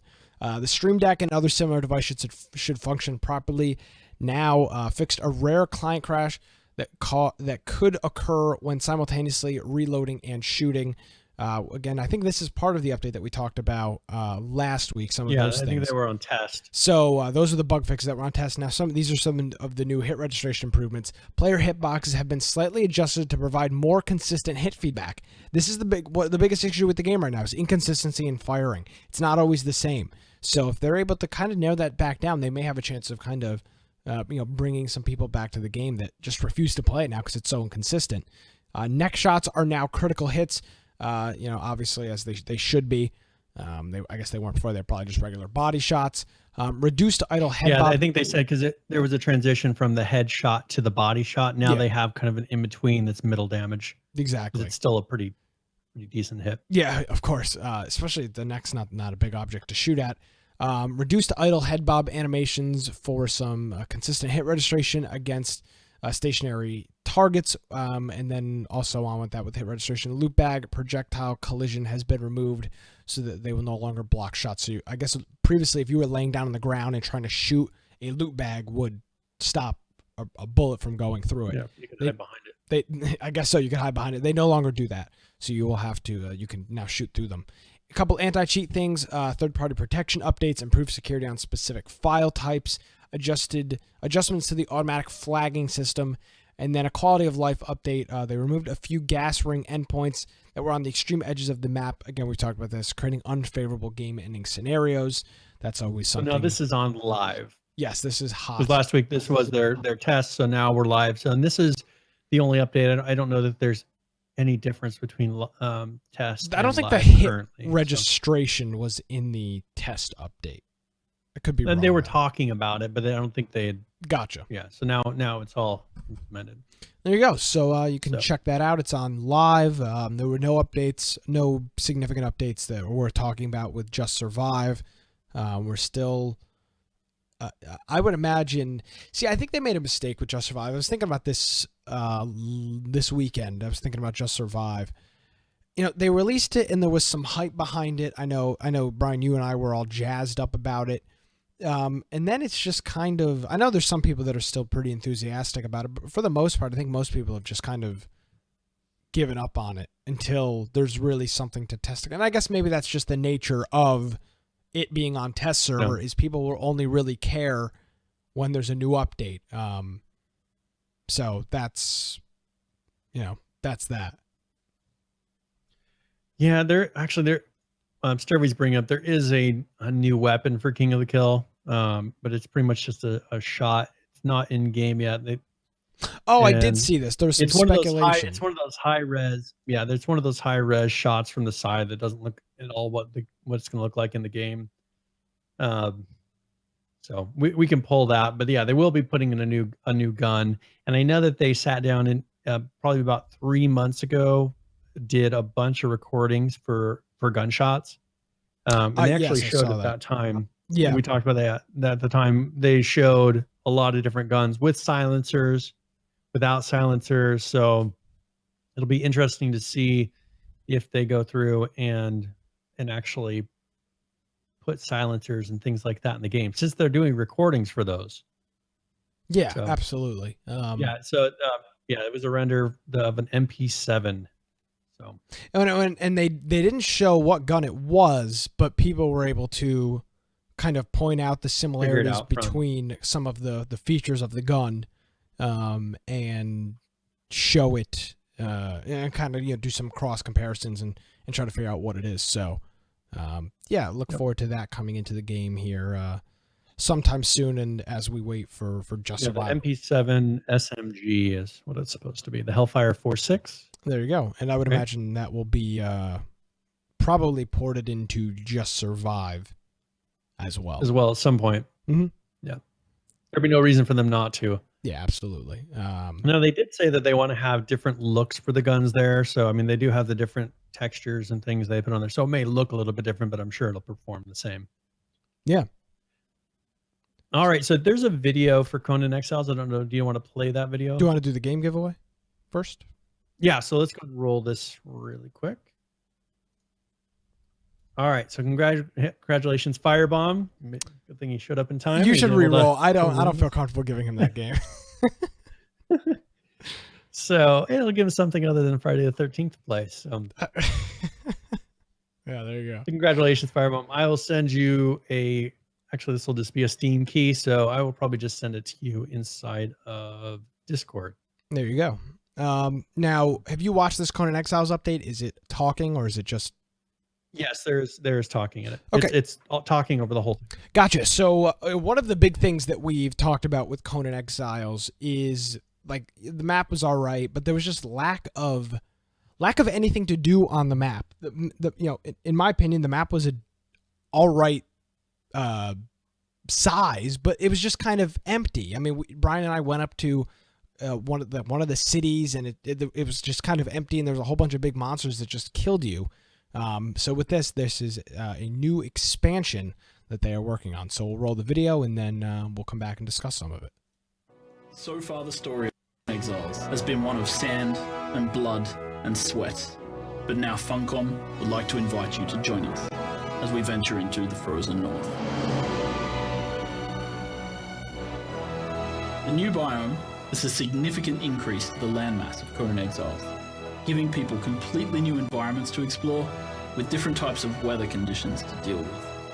With the change in environment, there's a change in the resources available for you, the player. That means new types of plants, new types of stone and metal, new types of animals to hunt, and new types of enemies to destroy. You'll encounter exciting new factions. The heirs of the North are made up of Nordheimers, people who drink all night and fight all day. In the gloomier parts, there is the Forgotten Clan, who live among the mounds of the dead, the remnants of an ancient battlefield. Every night, the Whites rise from the ground and attack the Forgotten Clan. Finally, among the frozen slopes of the mountains, you will find the Frost Giants. Together, they have created a great edifice to their god, the Temple of Frost. In addition to the Temple of Frost, there's another multi-level dungeon known simply as the Black Keep. In the halls of the Black Keep, you will encounter traps, tricks, treasures, and finally, Tyros, the Deathbringer. Included in this update is the new temperature system, which allows your character to feel the punishment of both freezing cold and extreme heat. You might want to wear light, loose clothing when you're in the desert, and you might want to wear heavy fur-lined armor when you're in the cold, frozen north. There are over 300 new items in this area for you to loot, craft, and trade. Of course, it isn't just about clothing. The new crafting machines allow capabilities in Conan Exiles that were not previously available. Things like placing fish traps into a water source and waiting until it fills with fish that you can then press for oil. Placing beehives in the world, populating them with honey and then using them to brew alcohol. And then as you drink that alcohol, it will protect you against certain status effects. But on the negative side, it will of course make you thirstier and give you a hangover, which makes you feel pretty bad. If you want to build in the snowy slopes of the north, you're going to need something that will insulate you against the cold. With the new update, we've introduced 2 new tiers of building: insulated wood and black ice reinforced stone. These new types of buildings are equivalent to Tier 3 and Tier 2 building tiers from the desert, except that they insulate you against the cold and the ice. We've updated the character creation with this update. Finally, you'll be able to choose the beard that adorns the face of your favorite barbarian, and different colorings for those facial hairs. In addition to that, there's a new god to choose, Ymir, the Frost Father.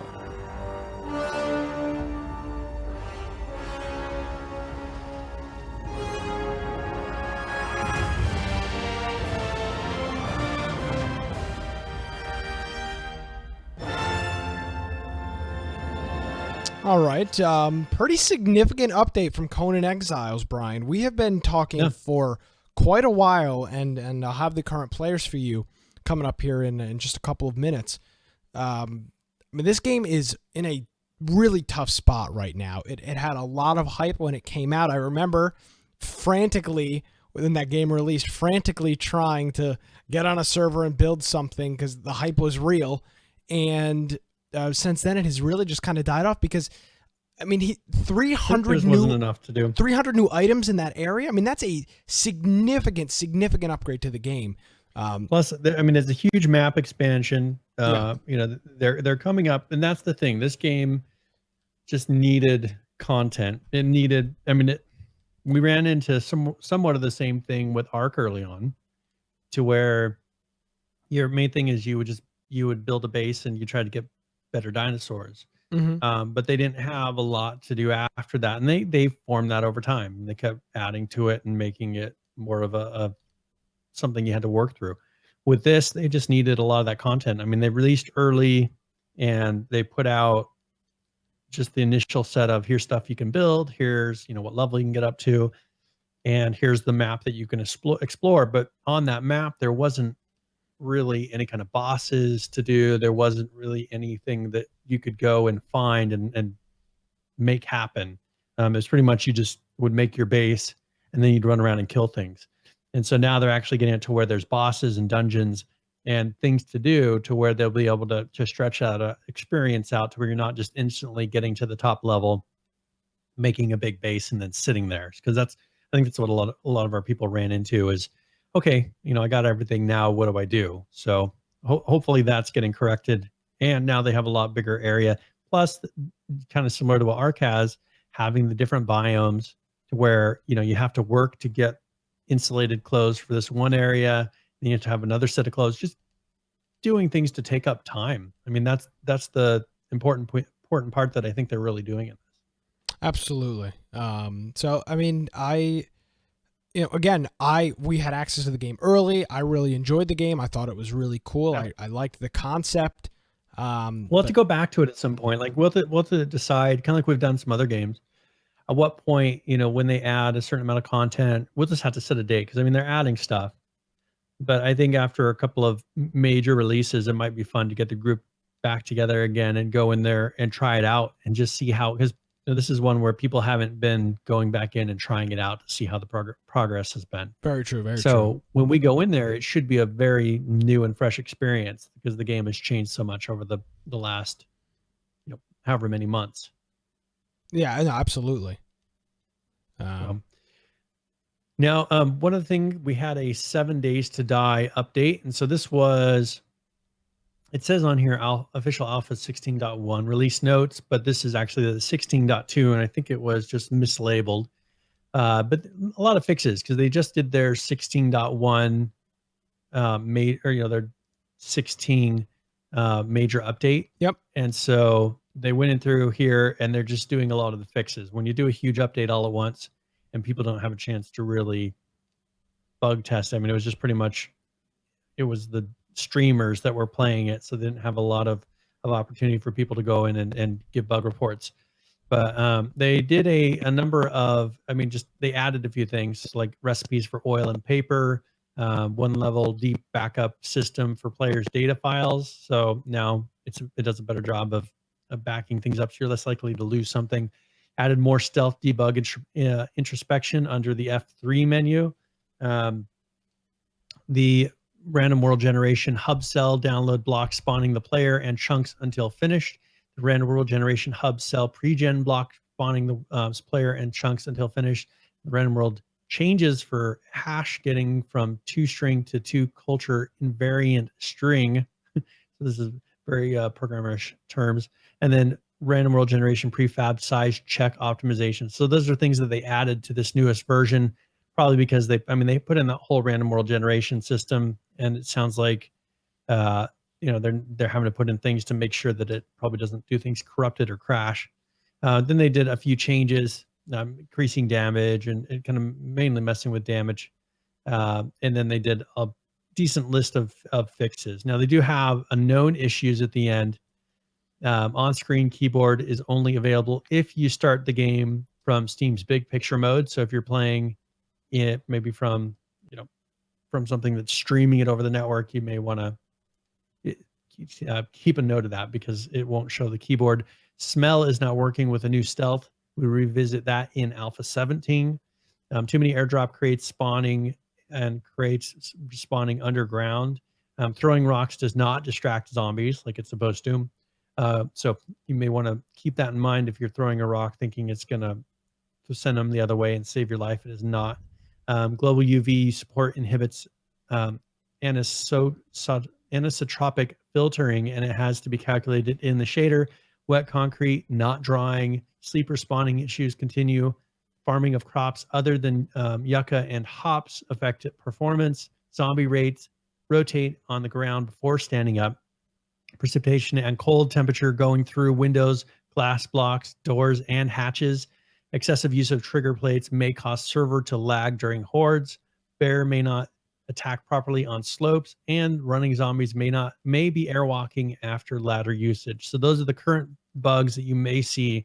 So hopefully we'll see a 16.3 here that addresses those final remaining things. So that is Alpha 16.2 for 7 Days to Die. And we still have server up. So do we? Okay.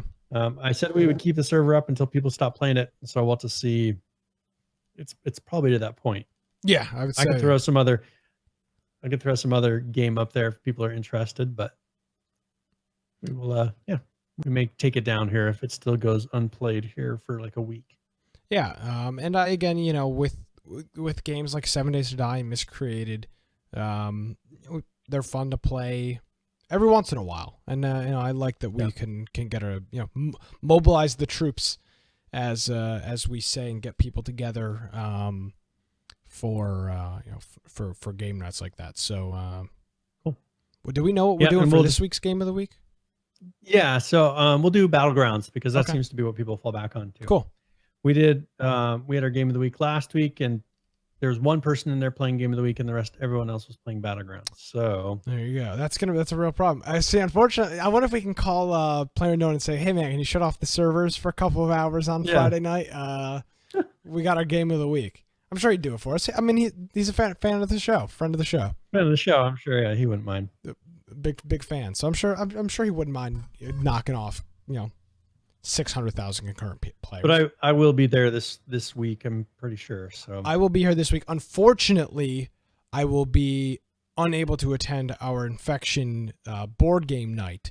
But I'm hoping that people still show up for it. It's going to be Saturday the 12th. I've got a radio gig at the local Comic-Con that I have to attend to. So I'll be doing that on Saturday. But the goal is still Saturday afternoon, evening-ish. Secret Hitler is going to be the game on Tabletop Simulator. If there's enough people. If not, Saul has picked out another game. I can pull it up here. It's going to be either the game is going to be Secret Hitler if we have 5 or 6 people. If not, it's going to be Sharks and Sea Monsters if they don't have enough. So that's another board game. So either way, there will be a board game Saturday afternoon into Saturday evening. Saul's kind of in charge of that, and he'll let everybody know what's going on with that. So check that out. Saturday, Friday, Battlegrounds. Saturday, our Affection monthly board game, and I do apologize for not being available for that one, but this kind of came up last minute. So there you go. You can check those things out. All right. So do we want to go and roll into our Rust video, or do you have a preference on what order we do this in? Let's go to some other stuff first. We can do the Rust thing if we have. There's a couple games we haven't talked about in a while. If we have time. Yeah. And the big one is Friday the 13th, and I want to thank Firebomb, who, as we always ask people to do, in the news channel inside of our Discord, posted a link to some of the stuff here that we're going to talk about. So as always, we appreciate him doing stuff like that. So for Friday the 13th, what we have here is a pretty big update, and this is changes to the game in reference to team killing, which, I mean, come on, guys. You didn't think team killing would be a problem? I mean, every game deals with team killing. The internet's just a brutal place. So they didn't think team killing would be such a problem. I guess essentially what they say keeps happening is essentially the matches turn into battle royales, where it's just the counselors just end up killing each other, and Jason doesn't end up killing most of the people. So in the next patch, public games, now this is the key, public games. So the private matches that we did, you'll still be able to team kill, which typically wasn't a problem in private games, but in the public matches, you will no longer, it will no longer allow counselor team killing through the weapons like the shotgun, machete, or any of the assorted weapons. They will no longer affect friendly players, and the friendly players are all other counselors. So you're safe now if you're another counselor and somebody's trying to kill you. What they do say, though, is that the car will still be able to run over friendly counselors as it did, because the fear is that people will stand in front of the car and you won't be able to move it. So if you're outside of the car, you'll still be able to get run over by counselors. Stop that trolling option. Exactly. Counselors will still be able to get hit by the cars. Traps still... This was another troll method, is that counselors would place traps down all over the place, and they'd kind of screw their own teammates by trapping them and killing them. That will still happen, but there will be no XP penalty if you get caught in a friendly trap that has been placed. But they do say to watch out for those. And then, and kind of to wrap it up, they say in private matches, team killing is still possible. So we can't have nice things according to them. So there's their concept. I don't know what they thought was going to happen, but yeah, that's kind of how the internet rolls. So team killing is possible in private matches. In public, not anymore.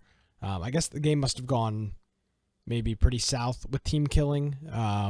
Yes, because when we played, it's been an issue. When we played, there was some team killing, but it wasn't the majority of the game. Focus. Exactly. That seems to have changed in the past. Now, the other thing, what we do is there are some new emotes that are available in their typical 80s style with new free communication. So there's going to be 8 emotes, and they say all for free. So we gotta bow down and thank Gun Media for gracing us with their free DLC. A couple of emotes. I'm sorry, it's an easy target. It's low hanging fruit. Well, okay, so my frustration is the fact that they make such a big deal that this is free means that their full intention is to charge for everything else. Yes, exactly my problem. And this should just be a feature in the game. I mean, honestly, they've done such a poor job of doing a lot of things in this game that they should be doing everything they can to keep people interested in wanting to continue to play it. Because if you look at this, it's like, okay, 8 free emotes. This should be just throw them in the game and don't make a big, like, say, hey, this is an update. We added some cool new things. Quit saying the word free. Quit saying this is going to cost you later. Everything I hear about skins is how much they're going to cost, and nonstop every little skin talks about money, money, money. There's one skin that they put on the market that they put on there for $400 because they didn't remove it. And they said, some of our fans will pay for it. There you go. $400. They put it on rather than taking it off. They put it on there and said, "Oh, we'll just make the high price really high." But maybe some of our, we have the type of fans that'll buy it, and they do. I mean, we learned that from PAX, which is type of fans ridiculous. that are just so they'll gloss over anything. These people can do no wrong. But exactly, and the reason I said they graced us with their presence with free is because when you say that. Like, for example, I don't remember Ark being every time they introduce something new, be like, oh, and this is a new dinosaur we're adding to the game. People freaked out the one time they asked you to pay for something. Yeah, DLC, which was literally like 3/4 of a new game, which was a whole separate game pretty much. But Ark didn't say, oh, we're adding new free dinosaurs to the game, because if you say that, you're indicating that paid dinosaurs. For example, if we started saying this is the free portion of the podcast, that would be the indication that there is a paid portion either later or a different version of the show that is paid. No, this is the podcast. There's no indication of anything else. So when they and maybe this is just their way of saying like, oh, screw some of these other game developers. This is going to be free, but they say all free, indicating that these 8 are free. The next 8 will be paid, which again is fine if they want to do that, but. They did a second tweet right after that. Okay. And it says, currently in progress are 3 new maps variants to promote faster paced gameplay being added for free as well in an upcoming patch. And it says free DLC. So this is fast paced maps. They're 40% smaller maps. And so it says 40% smaller, 100% deadlier. So they're now promoting the smaller, and then they're saying that these ones are free, but there's smaller maps. And again, this may be they may just not be thinking of this. They may just be using free as a marketing buzzword to kind of, make people like, oh, cool. If it's free, it's free, it's free. But they're totally making it seem like things like this. And again, maps now you're talking about a different thing. If you want to release like 5 new maps and charge for them, that I really don't have a whole hell of a lot of an issue with. But like emotes. But the thing is these are the same maps. They're just small. Closer together. Yeah, everything is smaller. Yeah, it's the same maps. But it's not like the map was too big before. And one thing I was bringing this up in Discord, and I think I was talking to Firebomb about it. And my issue is that they could slightly adjust the stamina system. They could slightly adjust the player movement speed and fix this issue rather than making whole new smaller maps. Yeah, I agree.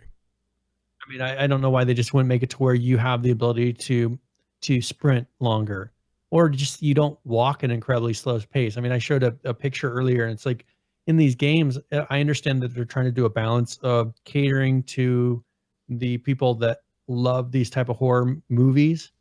They're catering to those people, and you know how in the old horror movies, how someone, these killers are always just walking at a slow, leisurely pace, right? Yes, no and urgency. Someone is trying to get away from them. Yeah, and they fall down, and they just can't seem to get the energy to stand back up and keep walking. And so they start crawling on their hands and knees to get away from this walking killer behind them. Yeah.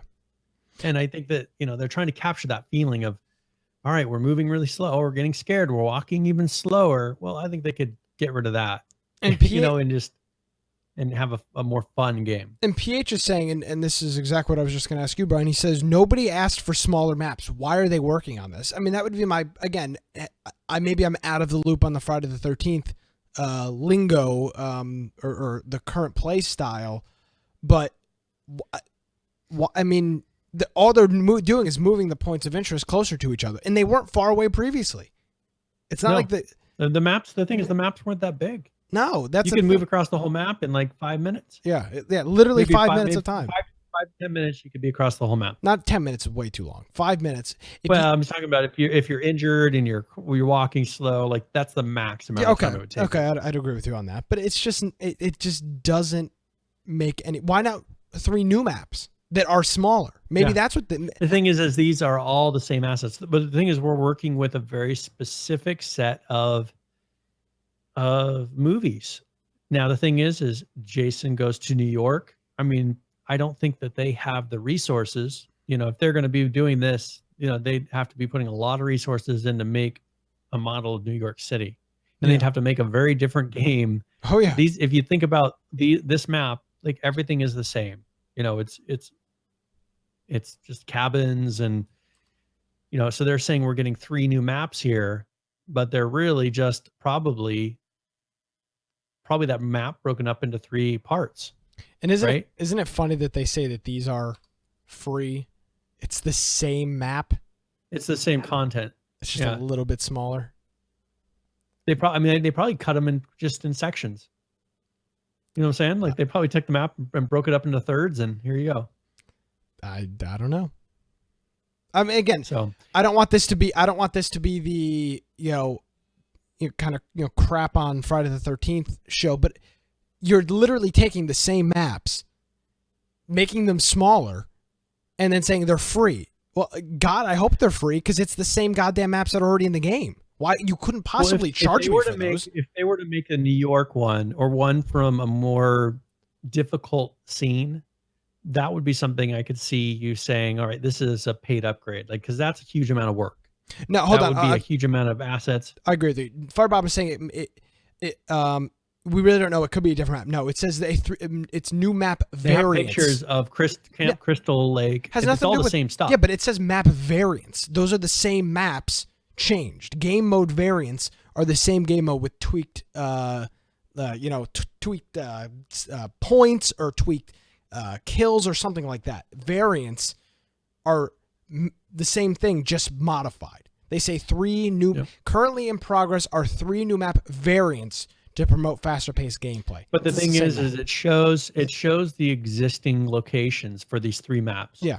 No, I agree. It doesn't show new locations. It's just showing those 3 locations individually. So that's kind of the odd thing about this. And if it is 3 new maps, if they were to put out a big change graphically, I would understand that. Then maybe charge something, because I don't know how much they made off of this. You know, if they made enough to continue a bunch of forward development, but I don't think they're continuing to sell a bunch of copies. And again, I'm not, and I mean, Brian and I will be the first to admit, we are not anti-capitalist game developers where, oh, you can't make any money. If they want to release new maps and charge for them, I hope they do, and I hope they make a lot of freaking money. I'm not saying they shouldn't.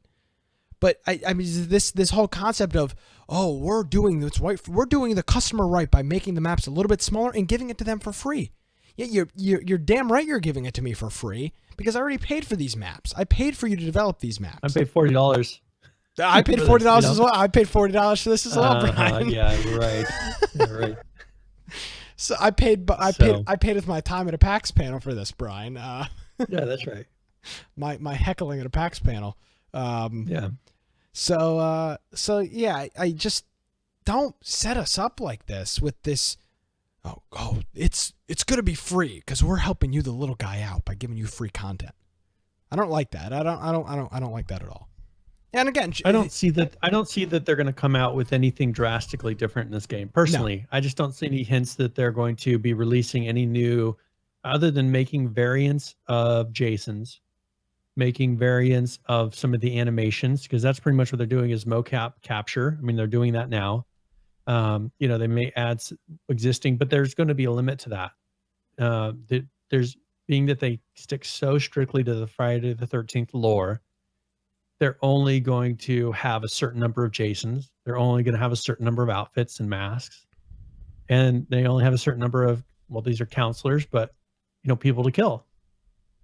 Yeah. Once they run out of that, there's no more. That since they've refused to kind of build on the lore, it's not like this is a variation of the lore. This is the lore. Yeah, literally, case closed. This is the lore.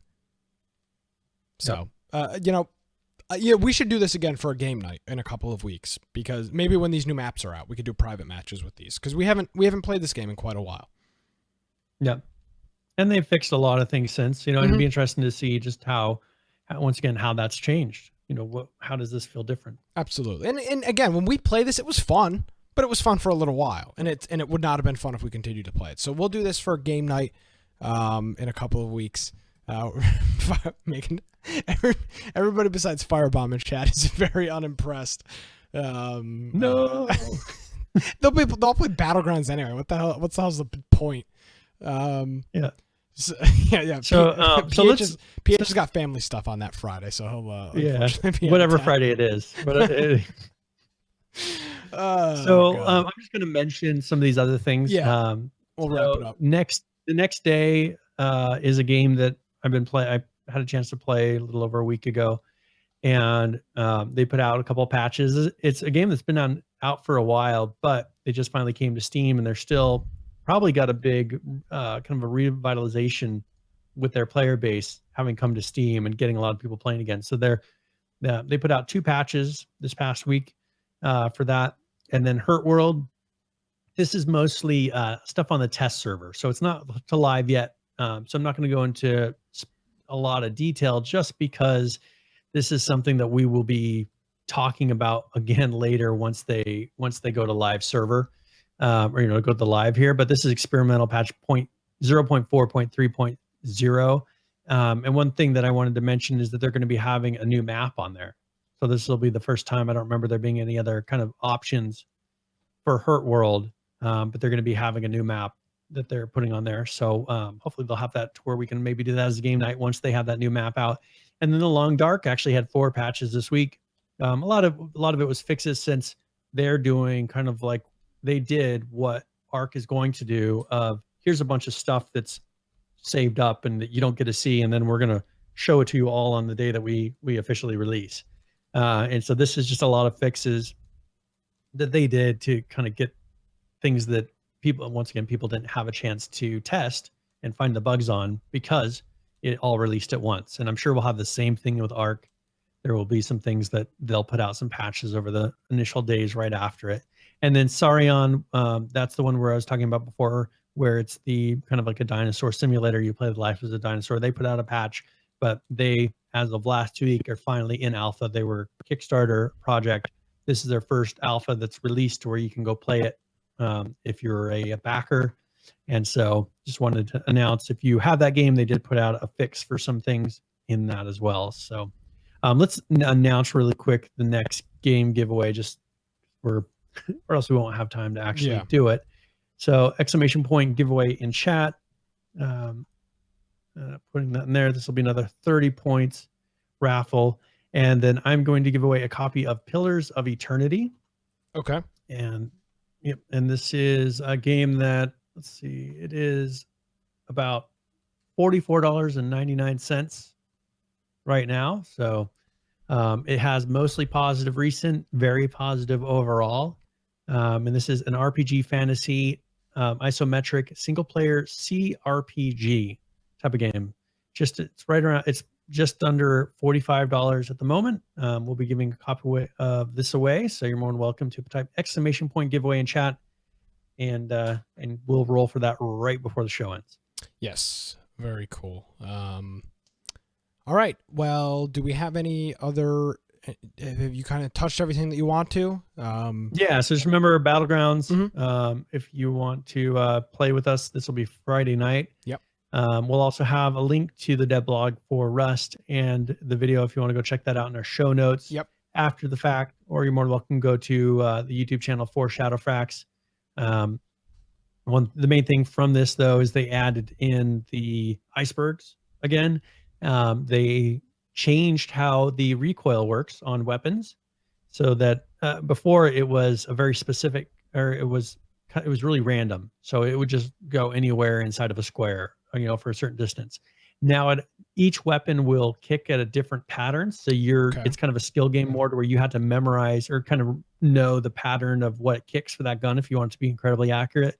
And then they will randomly change that pattern over time. So you have to keep learning it over and over again. So those are the main things from Rust. So you're more than welcome to check out the video, and he goes into more detail with some other things as well. Absolutely. All right, so if we don't have anything else, I guess we will roll into current players, where I go through some of the games that we talk about on a regular basis, and we go through the numbers on them.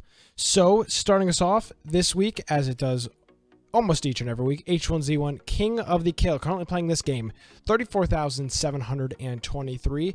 The 24-hour peak, 135,529, with the 70 peak of 142,119. Ark Survival Evolved, Brian. I'm seeing lacking numbers on this. This current player count is going down as we get closer to this launch. Currently playing it, 29,655. The 24-hour peak, 43,523, with the 70 peak of 52,920. I would imagine, again, those numbers will shoot back up closer to launch. 7 Days to Die still has a decent player base that has stuck around since the Alpha 16 patch. Currently playing it, 13,325. The 24-hour peak, 117,551, with the 70 peak of 23,102. Conan Exiles, still hurting in the numbers. Currently playing it, 1,091. The 24-hour peak, 1,791. And the 70 peak, 2,142. I would imagine that new patch with the map or the snow biome of the map will bring some players back to that. Friday the 13th, currently playing this, 1,566. The 24-hour peak, 2,302, with the 70 peak of 2,589. And finishing it off, Player Unknown's Battlegrounds. Currently playing this, 188,475. The 24-hour peak, 552,038. So today it has reached over 500,000. And the 70 peak, 581,224. And that number is up. Last week at this exact same time, it was 481,304. So they gained 100,000 new concurrent players in a week. How is that possible? How is that possible? I don't know. People like it. Maybe are they pay for play? Are they doing something shady here? I looked at the statistics, and like, these are they gaming in the numbers? I mean, actually, no, I don't think so. And I went and looked at King of the Kills numbers, because I always like to go look and see where, what populations are playing. Mm-hmm. And right about 50% right now of the players in King of the Kill are from China. There you go. Which is weird, being that, they're supposedly on the firewalled and not supposed to play these things. So kind of odd that 50% of the players, and then this one, and I think 17% of the players of King of the Kill are American, versus this one we're definitely the higher percentage. So I don't see that any other, it's not like China just discovered it or something. So yeah, they just stumbled upon it. Yeah, they're like, oh, and then it goes up 1 million. I don't see that happening. So it seems like it's just consistent. People are either seeing their friends play it or hearing about it. You got to think there's probably a lot of high school kids, and just you go to school, you talk about a game that you found that's really cool, and they're getting their parents to buy it. You know what I'm saying? Like, possibly. I mean, you should be surprised in a game like this, just how, if it gets in the right areas, like, there's tons of people out there to buy these games. It's just, how do you get to them? And somehow they have found it with this game. Gotcha. So there you go. All right. So do we want to go ahead and we'll go into tip of the week? And tip of the week's where I go through and either give a specific tip or a general gaming tip. This one is going to be specific for the long dark, and this is tip of the week.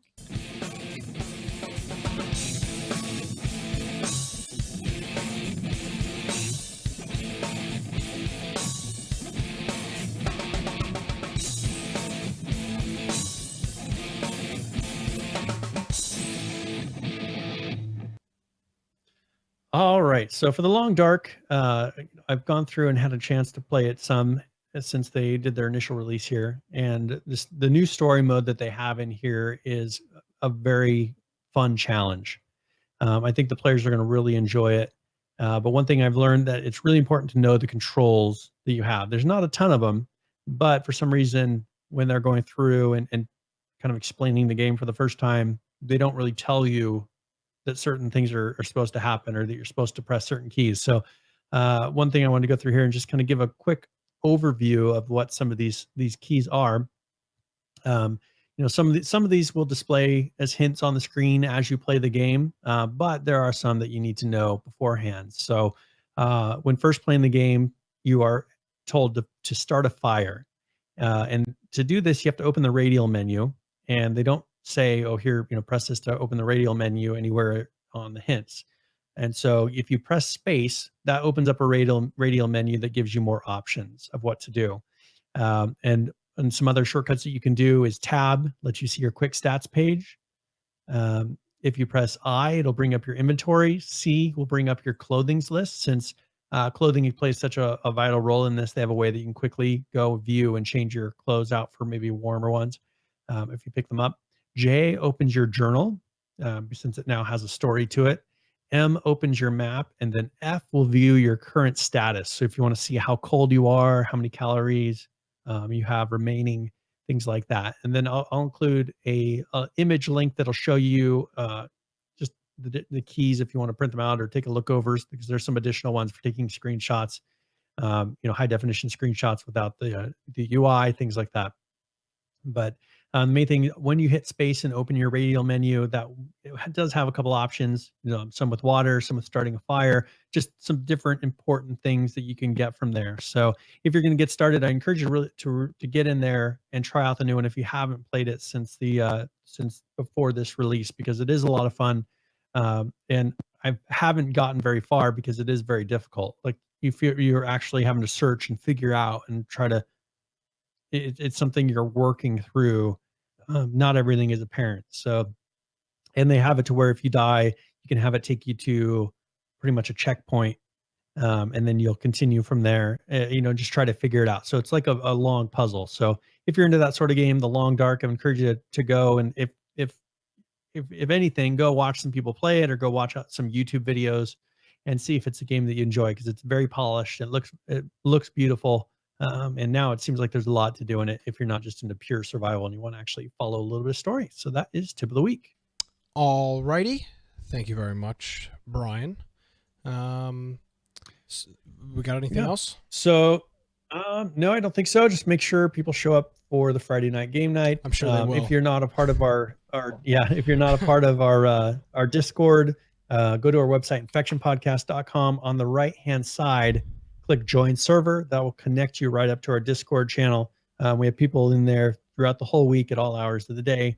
So if you're looking to get in a couple games of Battlegrounds, you can jump in there, jump into one of the channels, and it's pretty easy to get 3 other people to join you, and you'll probably have a full squad on that. So also go to our Steam page. If on there's a link that will let you join our Steam group. That allows you to get notifications of the Friday night game nights, also notifications of when we're getting ready to start our live shows. Also, I encourage you to go to our website and click, if you don't follow us on YouTube, we have a button there for that.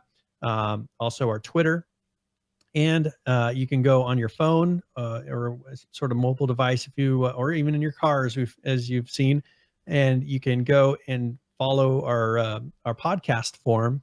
And so if you're on the road, you missed the live show, you missed the YouTube version, we try to deliver the podcast in an audio emphasis. And so we try to avoid showing things that require video to know what's going on. Usually if we're showing some sort of video, we also talk over it. So you're usually not missing out on too much if you go and listen to the podcast form versus watching it on YouTube. So I would encourage you to do that. And also, if last time I asked for this, we had a lot of people that followed up on it, but perhaps if you think of it if you have an option to leave a review or something on the podcast app, or even on our YouTube, wherever you see, if you could leave a review just to let other people know, because there's a lot of podcasts out there. There's a lot of other options. And if you enjoy what we do, let other people know, and that will help them to find us. Yes, but remember, we are the survival podcast. Yes, exactly. All right, so I'm going to go ahead and roll for this last one here, and I got to find the window. There we go. All right, so this one, Lady. I always call her Ladykin, but I don't think that's the actual, because there's an L in there. So Ladykin. I don't know. I call her Ladykin. Perfect. There's a bunch of extra letters in it, but she actually streams a lot on Twitch. So I encourage you. Usually, we have a list of people that when they're live streaming, they'll show up on her channel. So I would encourage you, if you see her up on there sometime, to give her a follow on Twitch. Also, like Heisenberg's been streaming a lot recently. Yep. So some of these people, I would encourage you to go find their Twitch channels, sign up for notifications, because it's fun. Even if you go in there in the chat and just hang out, talk to them, it makes it enjoyable. So she'll have to tell me how to pronounce her name later, because I always just call her Ladykin, and I know that's not right, but I can't fit all those letters in. That you can pronounce some stupid Ark dinosaur's name, but you can't. But I can't pronounce that name. Where can people find you online, Brian? Yeah, if you want to find me at Boise Computer on Twitter, and that's of course BOISE for people that don't know. Boise is a town. Or you can go to my blog, that's biteoftech.com. And I would encourage you to, if you're looking to contact Nick or I, just go to our website, infectionpodcast.com. There's a contact form on there, or you're more welcome to send us a message at contact@infectionpodcast.com. That will send an email to both of us at the same time if you have any questions, suggestions, or if you just want to harass us in general. So there you go, Brian. Thank you very much, and we will see you. We'll see you next week. Can of course Friday night join us for PlayerUnknown's Battlegrounds. Saturday, our monthly board game night. If you want to follow me on Twitter at Nicholas M. Craig, I'll be tweeting out pictures from the Cape Fear Comic-Con this week. If you're going to be in the area, if you're listening to the show and you know that somebody that is in the Cape Fear region near Wilmington, North Carolina, and would like to go to the Cape Fear Comic-Con, let me know ASAP. I've got plenty of tickets to give away. So I'll be tweeting out some pictures from there Saturday. Again, follow me on Twitter at Nicholas M. Craig. I'm going to start up my Twitch channel. I was supposed to start it up August 1st, and moving just really took a lot longer than I was anticipating. Up your plans. Just a lot longer than I was anticipating. So I'm going to start that up here in a couple of weeks. You can follow me on Twitch, twitch.tv/360 gaming live. So 360 GAMINGLIVE. You can follow me on Twitch there, and I'll start that up hopefully in a couple of weeks. And a couple of ways you can support the show as well. infectionpodcast.com/support. You can use our Amazon affiliate link, give us a direct donation through PayPal, or use our Humble Bundle affiliate program. We've had a whole bunch of people use those so far, and we, of course, appreciate it. Help supporting the show. Ladies and gentlemen, that is going to do it for another episode of Infection, the Survival Podcast. Thanks for joining us, and we'll see you next week.